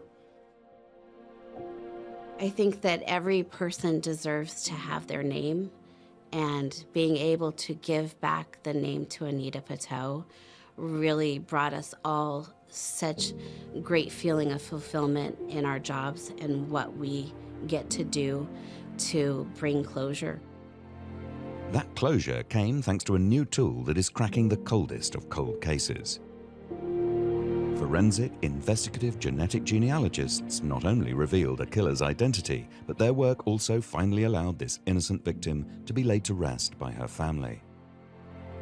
We always had the advance of technology that was spurring all this on, and every time we thought we were at a total dead end, something else would come up, the DNA, the genealogical investigative process.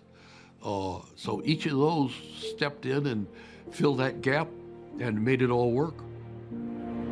DNA was used in this case throughout the years, many, many times in an effort to solve the case for both the suspect and to identify Jane Doe. And it was just, you know, every time that there was new technology, it was tested. However, no new leads were obtained, but it wasn't until investigative genetic genealogy came around that we were actually able to solve it. So it's exciting to see, given that in 1968, DNA was not even a thought, to all the way in 2019 and 2020, when this newest DNA technology exists, that we're actually able to solve a case that is so old, and that the DNA sample still remained, that we were able to do this.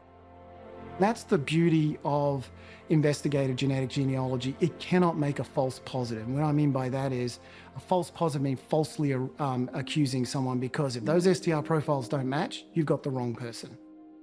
With this great new technology, crimes that have been committed as long as 50+ years ago have been solved. So anybody that thinks they got away with something significant, there's always going to be detectives with a passion that are going to do their best to hunt them down.